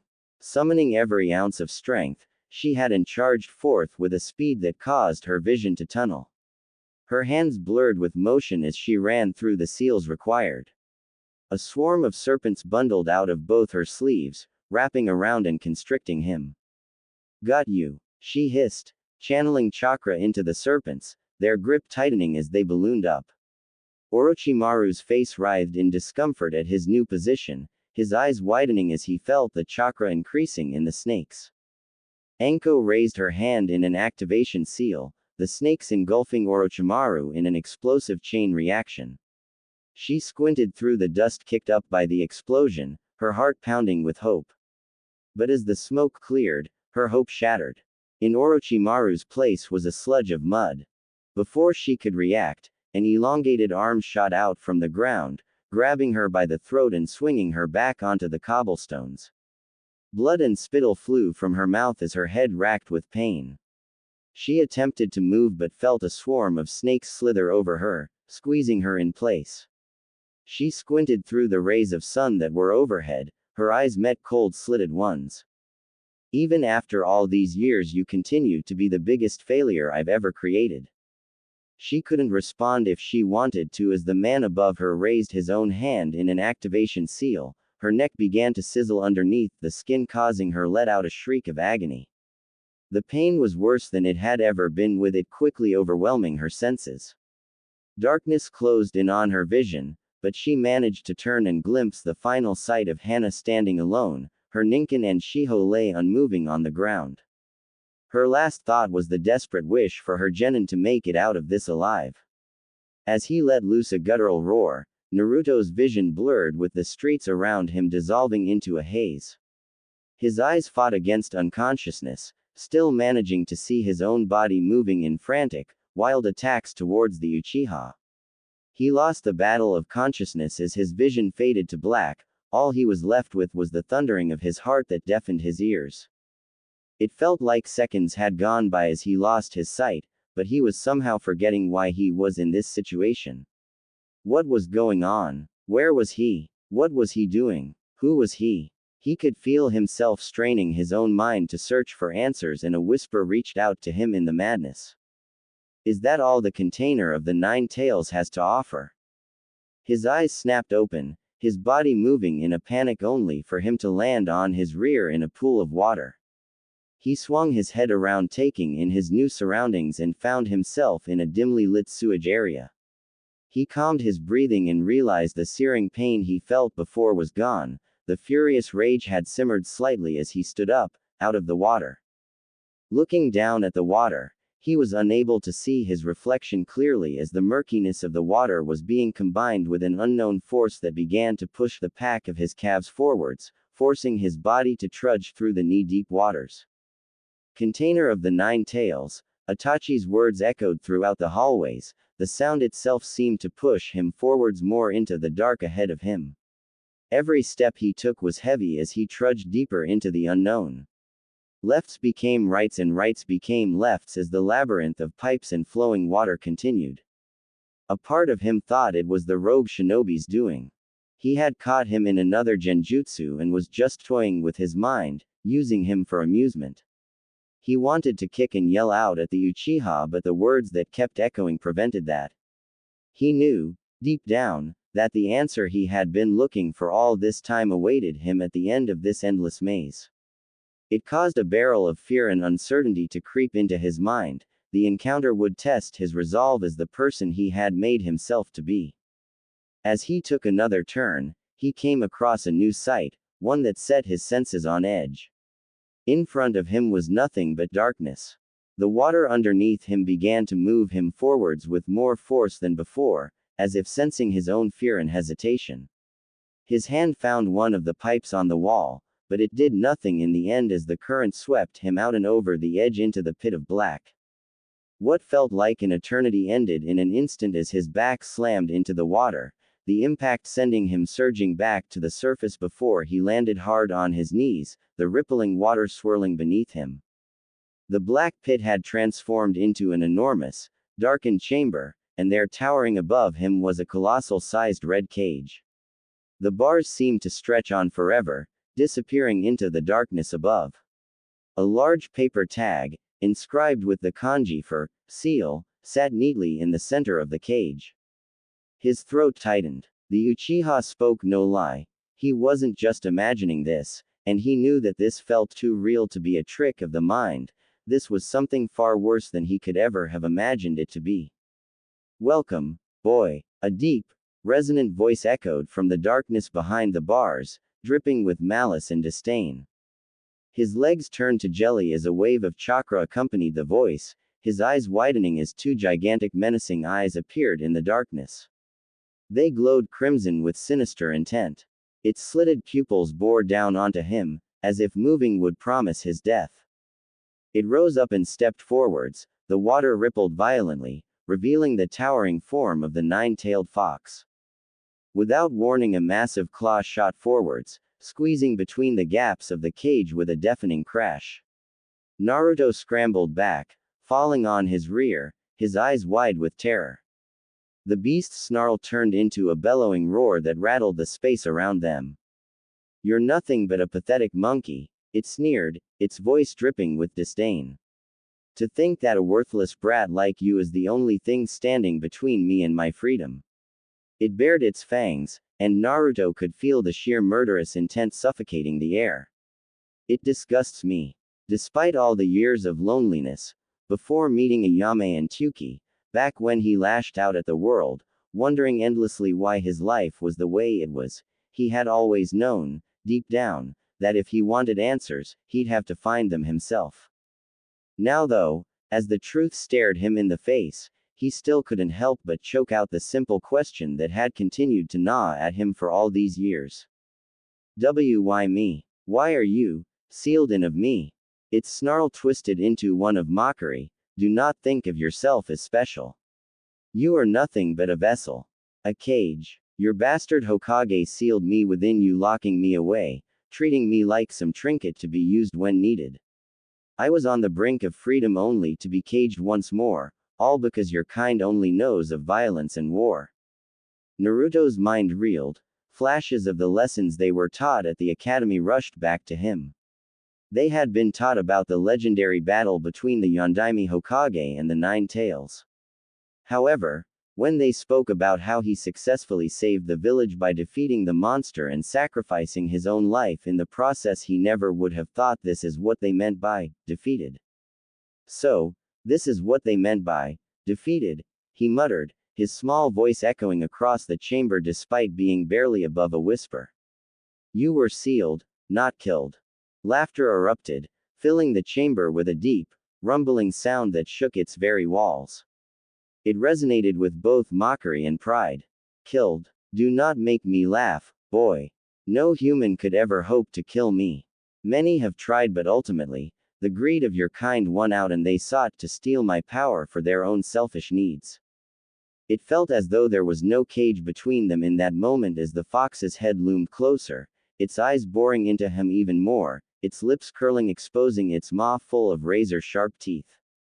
"Your Hokage may have locked me away once more, but I tore through him and his wife like the pathetic worms they were, and I laughed as I did so, knowing that killed their chance of raising a family, raising their newborn son." The fox's head was bubbling through the gate at this point, its form shifting to get closer to Naruto's body, "the very son they sealed me inside of." The head of the fox popped and reformed back behind the cage as its final words echoed across the space. Naruto didn't pay its appearance any mind, however, as it felt as though his world had blown up in his face. His body felt as though he had the wind kicked out of him, his throat clogged full of raw emotion, so much so that it began to leak out in desperate gasps for air. The Yondaime was his father. He had sealed the fox within him. His own parents gave their own lives so that he would have to live like this. The people who were supposed to love and care for their child had left him alone, to grow up hated and ignored. To be treated as a pariah, all because he was forced to hold this thing in him. He was now only just finding out because of a freak occurrence with some rogue ninja from the very village that had shunned him for holding this demon. What was the point of it all? The fox's thoughts slithered past the bars and honeyed with his own. "They brought you into this world, only to treat you like a tool."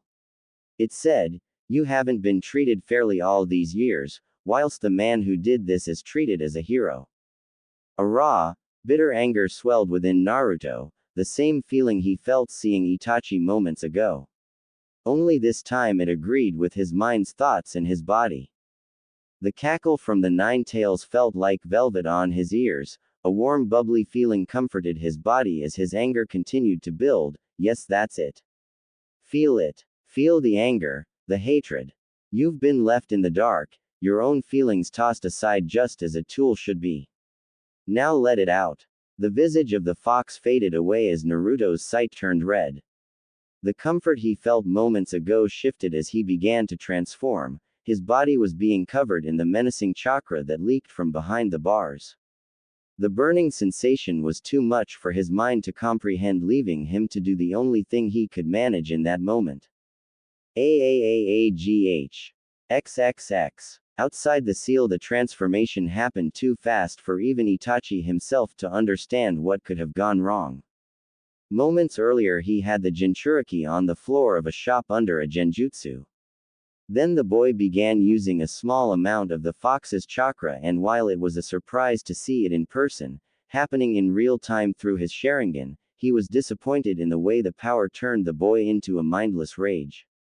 After a small bout of the Jinchuriki trying to claw his eyes out and Itachi kicking him back repeatedly, there was a single pause in the fight as the blonde boy was booted down the cobblestone street, a trench being created as the boy's body skated across the pebbled path. That's where Itachi now found himself, feeling the extent of what a truly untrained Jinchuriki was capable of doing as the oppressive, hateful chakra smothered the area in an instant. The surrounding area around the boy burst with chakra, its effect causing the nearest walls to crack, the store windows shattered, and even Itachi himself took a step back as he looked on at the transformation the boy undertook. AAAAGH. His body twisted and contorted. His skin bubbled and peeled as volatile chakra mixed, giving way to a red and black fox-like form. Itachi's eyes narrowed. The crimson appendages that formed behind him gave Itachi the knowledge to guess just how strong the transformed Jinchuriki was going to be. 4 tails, he muttered to himself in his usual stoic tone, despite him feeling slightly tense at the rising situation. He watched the tails lash out at the land around him, carving through the stone paths like a hot knife through butter. The tails shot under the ground, causing it to crack, creating a trench that kept pushing towards Itachi. Itachi focused chakra to his legs and pounced up onto a stable section of the crumbled wall, watching on as where he once stood sunk in on itself and continued to do so down the rest of the street. Any semblance of damage control he thought he could achieve was quickly forgotten as the supports of nearby buildings collapsed under the shifting ground. Itachi sighed, already dreading the repercussions of his failure to contain the situation. If he had reined Orochimaru in from the start, this disaster might have been avoided, but he knew all too well that Orochimaru was not someone to be controlled. He focused back on the rampaging Jinchuriki, his Sharingan taking in the large gathering of chakra around the boy's form. The beginnings of a 5th tail began to flutter into existence, and Itachi knew immediately he had to act fast. His eyes transformed. To onlookers his eyes spun in a mesmerizing way, the 3-tomo pattern shifting towards the center of his eyes, creating a new spiraling curved pattern, both eyes now sporting a curved shuriken design. The Mangekyo Sharingan. Enough, he whispered, and the beast's gaze landed on his. As if sensing the immediate danger, it focused all its tails on him. Most in his position would have been torn apart and turned into red mist, but his eyes allowed him to see the trajectory of the chakra tails and move to dodge them, finding the single path to not get pierced by them. The white eerie eyes had turned away from him, the knowledge of the Sharingan's power not forgotten despite the beast's behavior, but Itachi spun in between 2 of the tails, kicking off the ground and vaulting, using his hand to avoid another tail attempting to pierce his back. He threw his hands into a quick seal, a shadow clone appearing to his left just as he landed onto his feet. Both taking different sides to attack. The clone charged left, throwing the most powerful fire jutsu it could towards the Jinchuriki line of sight, allowing the real Itachi to use it as cover. However, the boy was unbothered and let out a howl that sent forth a powerful gust of wind that split the jutsu apart, catching Itachi trying to get behind him. His clone's foot was damaged, causing it to dispel into smoke, the chakra and memories returning to him as it did so. The slight memory feedback caused him a near miss with one of the tails. The chakra was so powerful that it gave off a heat. Immediately he backpedaled, this time fleeing up into what used to be an apartment. The decision to do so worked perfectly as Itachi was now the one being pressed instead, and he knew that the boy, or thing, would slip up in his enraged state. He found himself sprinting down a narrow corridor, the sunlight shining down on him, lighting his way from a hole in the roof. Turning into a bathroom, he found a situation to exploit. Inside the bathroom was a couple holding onto each other for dear life. As his eyes found them, they let out a scream, thinking he was going to finish them off. Instead, Itachi positioned himself in the corner opposite them, knowing he had seconds to pull his idea off. Unlike himself, the Jinchuriki burst through the wall of the bathroom, sending shards of tiles everywhere and electing louder screams from the couple across from him.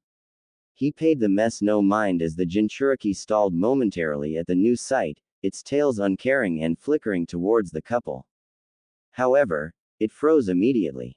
The small space going silent as Itachi stared into its blinding white eyes, using the mirror that was barely hanging onto the wall opposite of where they entered from, catching the Jinchuriki off guard. The silence was broken with the whisper of Tsukuyomi. Its effects were immediate. The chakra cloak around Naruto's bod began to recede into itself. As the transformation dissipated, it revealed the heavily burned form of the boy beneath, his clothing gone, leaving his blistered, red body to fall unceremoniously onto the messy floor beneath him. As the effects of the Tsukuyomi flooded his mind, Itachi held no sympathy for him if he were to wake up, as the agony that would greet him would teach him a lesson. Itachi's hadn't managed to get out of the situation unharmed, as the blinding aftereffects that unleashed behind his eyes caused him to wince and adjust his breathing momentarily. The mirror he used to catch the boy off guard allowed him to see the tears of blood that leaked from his eyes. The power of the Mangekyo put immense strain on the body, but he couldn't let it show, especially now of all times.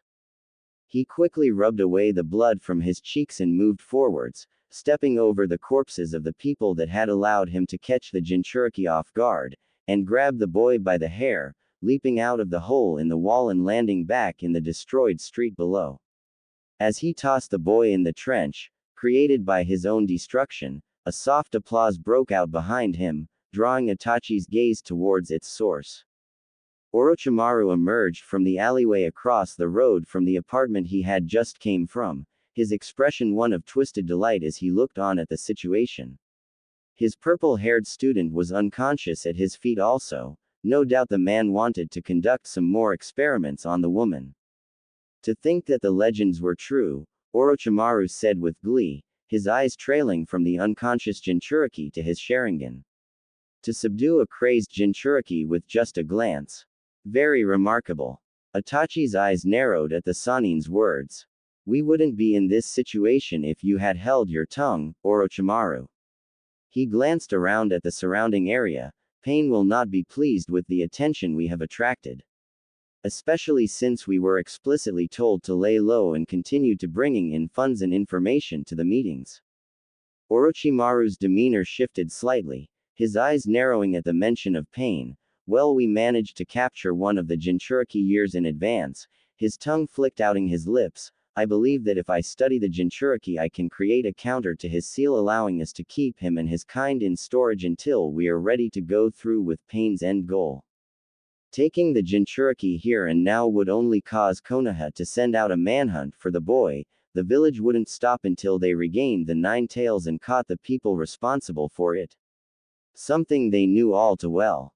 Itachi steeled himself for where this situation was going. We were laying low for a reason, Orochimaru. As if to assist his argument, shouts of the small shinobi force that still occupied Yugakure began calling out to each other near their location. Pain didn't want the Akatsuki on the map just yet, something you've gone and managed to ruin in under an hour. As I said, Pain will not be pleased. The snake found amusement in the young Uchiha's words. The deep unnerving laugh filled the silence of the street. If that's the case, then I believe it's time for me to forge my own path once again, he said, his laughter fading to a dangerous tone. The buildup of the chakra in the Sanin's body was as clear as day to Itachi's eyes. He didn't know if Orochimaru thought he was above him in skills or he had simply let his emotions guide his actions, but the Uchiha didn't let the man follow through on his plan as he quickly pinned him in a genjutsu and drew his tanto, aiming directly for the Sanin's neck. But Orochimaru, ever the slippery adversary, managed to evade the attack at the last moment, breaking out of the genjutsu. Itachi's Mangekyo tracked the movement with precision. The snake was fast enough to get his arm up, using the limb as a shield against the incoming attack. A grunt of pain escaped Orochimaru as he created space between them, his eyes immediately moving away from the red eyes. "You little brat," Orochimaru spat, a mixture of anger and pain in his voice. Itachi kept his gaze steadily focused on the man, not allowing him to attempt anything if he could prevent it. "Not only have you made a mess of the Akatsuki's original plans, but you've now turned your back on the organization itself, Orochimaru. Hopefully, Pain will forgive my failure here if I bring him your head." The pained look vanished from the Sanin's face as his body turned a shade of brown and melted into the ground. Itachi's eyes already pinning the alleyway he appeared from in the beginning, a mocking laughter echoing out into the open. "I'd like to see you try, Itachi-kun. XXX. The chittering cold wind swept through the small narrow streets of the snow-covered town. The only people out on the street were those far too inebriated to feel the effects of the cold, and Shizune herself, who was currently clutching her cloak to her chest, not wanting the heat to escape. Her breath escaped in a frosty cloud as she darted down the street, her eyes scanning every bar along the way. She and her master had been staying in this small little trading town on the outskirts of Shimogakure for the past week and a half after her master's gambling debts had caught up to her once again. So, after managing to board a ship from the eastern coast of the Land of Fire, they managed to find themselves 2 countries away from the debtors. "I wish they stopped at Yugakure. Their hot springs would be leaps better than this," she thought as she stopped at the last bar on the street, letting out a sigh of relief as she spotted the woman she was looking for, sitting in the corner of the dimly lit bar. With a glass of sake in one hand and her other occupied the lever of a slot machine. "There you are, Tsunade-sama," Shizune called out, entering the bar, and relishing in the warmth of the building. Tsunade barely moved, a grunt in her direction was her way of a greeting. She made her way across the room, the smell of the bar invaded her nostrils, a mix of smoke and stale liquor made her teeth tighten slightly at the harshness of it. No matter how many times they found themselves in these places, she never did get used to it. As she moved across the room, the handful of men who sat scattered across the tables paid her a glance and then focused back onto their own games at their table. Her master's glass was almost empty, as well as the few bottles that were piling up on the side table next to the slot machine.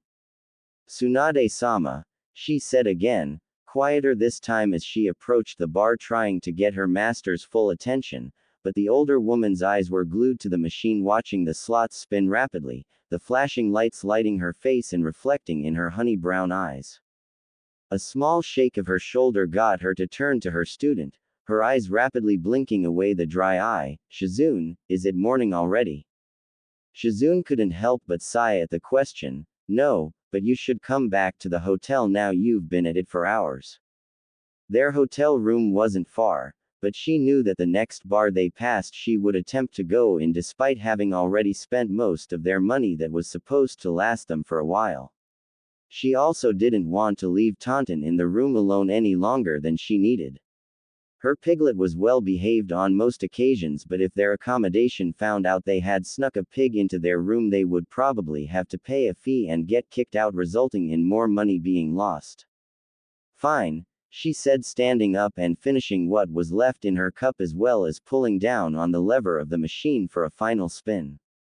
Another thing she would never get used to was the amount of ryo her master would use on a single spin on these machines, her face paling slightly as she realized she just spun the cost for 2 nights in a nice hotel. Her face switched up as the sudden dinging noise that came from the slot machine was accompanied by the rattling of ryo. The earlier uninterested patrons turned their gaze over to their spot. Shizune's eyes widened more as her mind calculated the prize multiplier her master had just won. Tsunade herself frowned at the money spilling out of the machine, her lips pressing into a thin line. "Great," he muttered, the sarcastic edge in her voice unmistakable. Despite the hefty payout, there was no excitement, no joy, only a sense of foreboding. Shizune blinked, torn between relief at the new wealth her master had just accumulated for them, the exact opposite of what she's known for, and anxiety at the shift in her demeanor. Tsunade-sama, are you okay? Isn't this a good thing? Tsunade didn't answer immediately. Instead, she turned to scan the rest of the room, her experienced eyes flickering over everyone at the bar. She had learned that good things are often accompanied by worse things, and she wasn't in the mood for what was bound to follow her good luck. As her gaze lingered on the patrons, her hand moved to her liver, glowing a bright green. In an instant her body had burned off the alcohol in her system, the effects leaving her and returning her to her normal state. Shizune saw the shift in her master's demeanor. It wasn't one she saw very often, only having ever seen it a handful of times since going on the road with her. When it appeared, it usually meant that they were about to end up in some bother, either Tsunade herself starting it or the trouble finding them. We're leaving now, she said, her chair scraping against the wooden floor as she snatched up her green haori from the back of the seat and wrapped it tightly around her shoulders. The other patrons at this point were getting uncomfortable by the blonde lady's gaze upon them and chose to look away. Shizune was still shocked by the sudden turn of the events, leaving. But Tonton and our things are still at the hotel. Tsunade was already moving to the door, the jackpot money left behind as she went. Go back to the hotel and pack. We're not staying in this town a second longer. Shizune wasn't one to argue with her master, knowing it would fall on deaf ears anyways, especially when Tsunade got like this. The strange curse of misfortune that she preached that followed her had not proved itself to be false over the years, despite Shizune wanting it to be proven so. It did hurt, however, as she looked down at the pile of coins still spilling out onto the floor, the machine's chime punctuating it even further. She grabbed a pouch and quickly filled it with as much as she could from the winnings before setting off after her master into the bitter cold. XXX. The hospital was shrouded in its usual atmosphere of dread and sorrow. Its halls had very few moments of happiness and joy, and Hirazen's very own presence as he entered through the sliding doors was far from lifting the mood, only seeming to deepen the tension as the rhythmic tapping of his cane echoes through the sterile hallways. He had no need to check in as he strode purposefully through the reception and through the double doors that were being guarded by two chunin, who gave him a bow as he passed. As the doors swung behind him, he felt his appearance fall, a slight tiredness showing on his old face as he continued forward. The past week had been one of the most hectic weeks he's had since he took back the seat of Hokage 13 years ago. The incident in Yugakure involving his shinobi, both current and rogue, had kept him in his office for most of the week as he had to deal with the fallout of the incident. An out-of-control Jinchuriki and two rogue shinobi destroying a tourist area in a demilitarized zone was a difficult situation he had to dig himself out of. All he aimed to do was make sure that the Yugakure officials came to a peaceful and fair agreement and try mop up the mess that was made. Thankfully, the negotiations were going as smooth as they could be, allowing him a moment away from his office so he could visit the hospital, leaving his old teammates to finalize the agreement in his stead. However, it seemed as the world refused to give him a moment of respite as a second tapping of a cane accompanied his own, causing him to let out a sigh at the person who was in his shadow. This was just the man he could count on showing his face when he really didn't want to deal with him. Something to say, Danzo?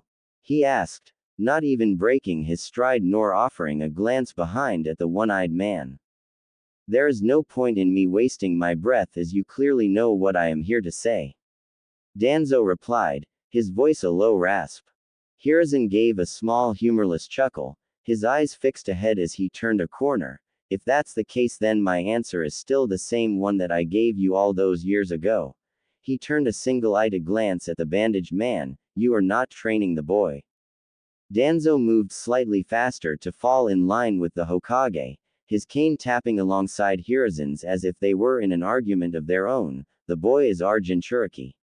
After the fox broke out of its previous Jinchuriki, I would have thought you would have seen reason. You should have ensured that the next Jinchuriki was trained as they are supposed to be, as a weapon for the village.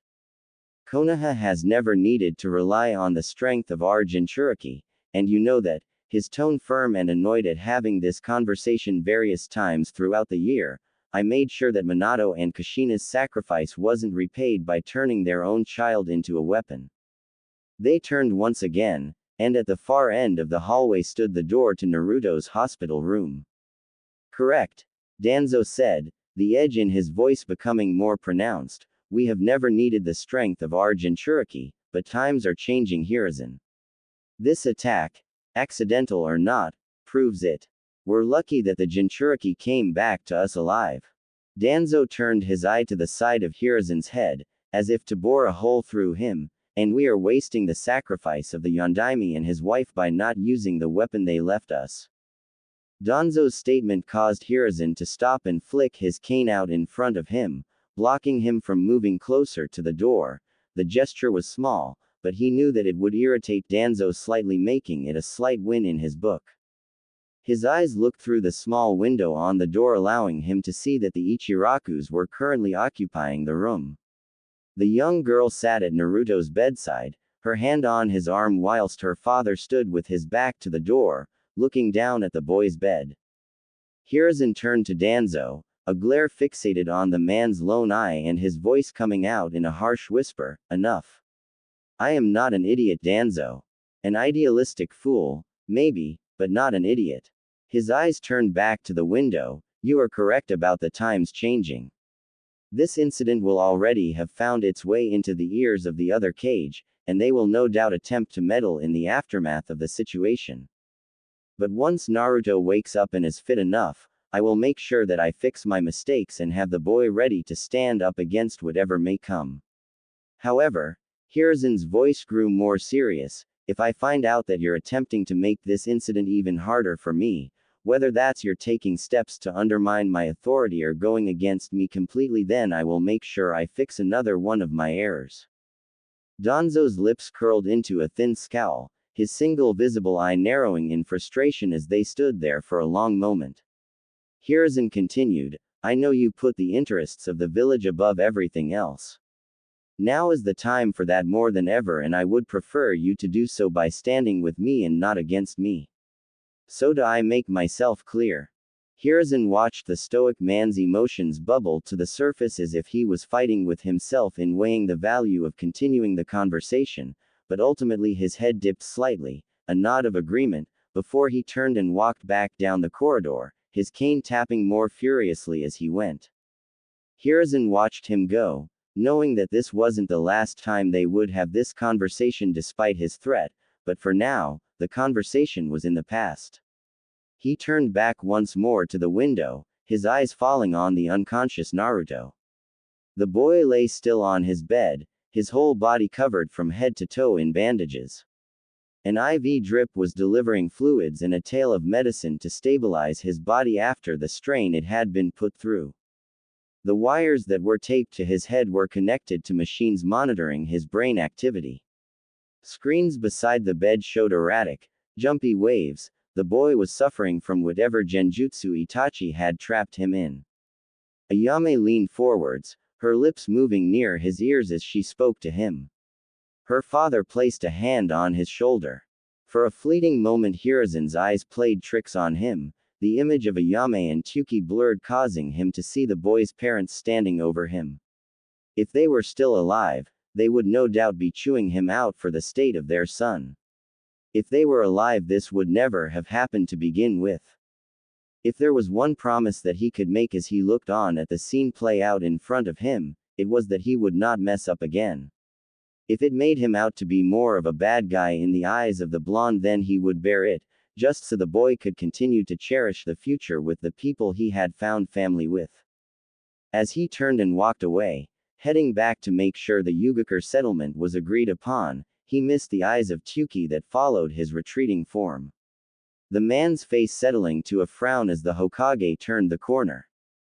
Ayame's soft voice caused him to turn to his daughter. Is everything going to be okay, Dad? Tsuki let out a deep sigh, his gaze lingering on Naruto for a long moment before he finally responded, his words tasting sour as he spoke them. I really don't know, Ayame. XXX. The crunch of the snowy branches under their feet was drowned out by the sound of the wind whipping past their ears as Shizune, with Tauntaun strapped to her chest, and Tsunade bounded across the snowy landscape. The chill was beginning to die down slightly as they had been traveling towards the border between the land of snow and the land of lightning.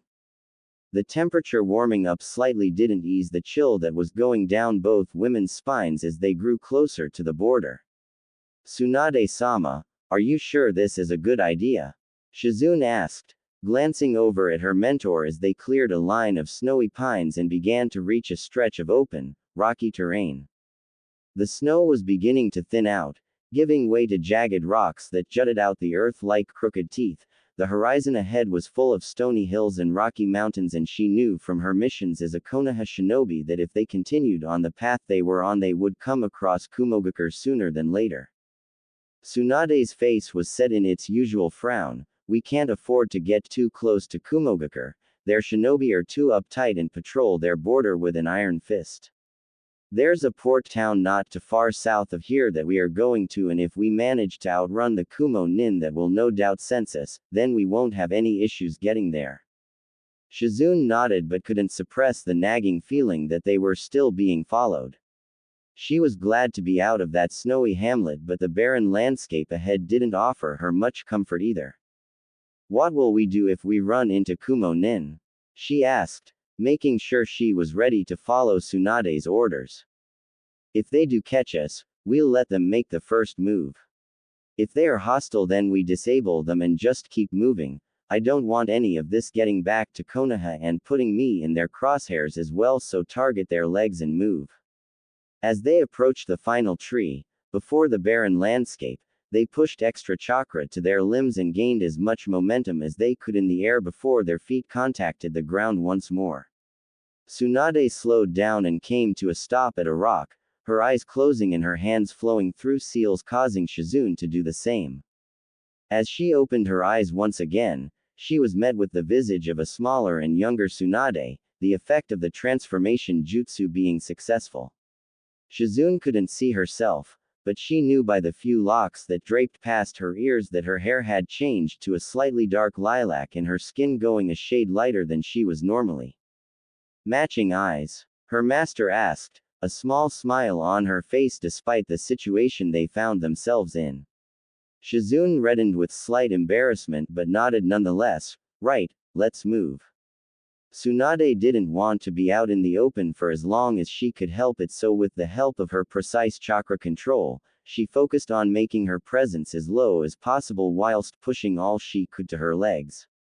Shizune, like the perfect student she was, copied Tsunade with ease, and they both sprang forwards across the uneven ground. Their trajectory changed slightly after they spotted a Kumo squad on patrol, but it didn't deter their journey as they pressed southwards towards the port town. XXX. Stepping out of his apartment and locking it behind him, Naruto greeted the morning sun with a smile as he vaulted over the apartment balcony and used chakra to soften his fall. He stretched as he looked down his street, finding it unusually busy for it just going on to 6 in the morning.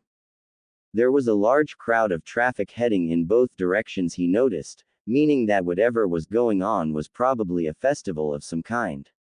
If he had paid any attention to those things then he would know for sure, but he didn't, so with a shrug of his shoulders he stepped out onto the path himself and made his way to Ichiraku's, intending on helping open up shop for the day.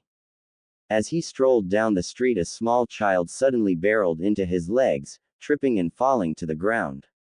Naruto looked down at the boy who was nursing a scraped knee. He went to offer a hand, but before he could, a feminine voice called out next to him in the crowd. I'm so sorry. Turning, he noticed in was a woman holding a handful of bags in her arms, her eyes looking between him and the child. As her eyes landed on him, he expected the usual realization, then fear or disdain, but he was surprised when the mother instead helped her child up with a free hand and spoke to him. Apologize to the young man, Yuta. The boy looked up wide-eyed. his face clearly ready to cry, be that from the sore knee, the embarrassment, or both. Naruto didn't know, but he managed to choke out a quick mumble, "Sorry, mister." Naruto himself was caught for a moment, staring at the situation, his eyes or ears not believing it for a moment. Realizing he was being rude to those that were apologizing, he gave a small sheepish smile. "It's fine, you're all good, little guy." The mother gave him a nod of appreciation before they scuttled back into the crowd, the boy's hand now firmly grasped in his mother's. Naruto stood there for a moment, watching the two figures disappear completely into the crowd. Something about the small meaningless encounter gnawed at him. It was a simple thing, a small mistake of a child that most people would forget by the end of the day, but for him it wasn't. A person in the village had spoken to him with kindness for once. A moment of uneasiness hit him, a slight fuzziness at the back of his mind only continued to fuel it until he shook his head of the feeling. He would remember the moment, not knowing when he would get to experience the small things again. Not wanting to put a downer on things, he brought up a hand seal and pushed chakra through his body. Moments later he was speeding across the rooftops of Konoha, using the body flicker to get him to his destination quicker. He dropped in front of Ichiraku's in no time, realizing that the bustling streets from earlier had gone quiet. Oddly quiet. He made to step into the ramen stand, but he gave a momentary pause. The waning flapped lightly in the breeze and Naruto found that nobody was behind the counter. "Oi Tsuki, Ayame," he called out, receiving no response. He stepped inside, realizing that the aprons were still hung up on the wall. Further into the back, he noticed that the space where the Ichirakus would toss their jackets for the day was also empty. "Is anyone here?" he called out once again, frowning as he stepped back into the front of the stand. The uneasiness from before creeping back into his gut. This time the fuzziness in his mind was at full blast. Usually Ayame would be bustling about, humming a tune whilst Tsuki prepped the stock for the day, and when he would show up, he would be put to work cutting vegetables or preparing noodles for day.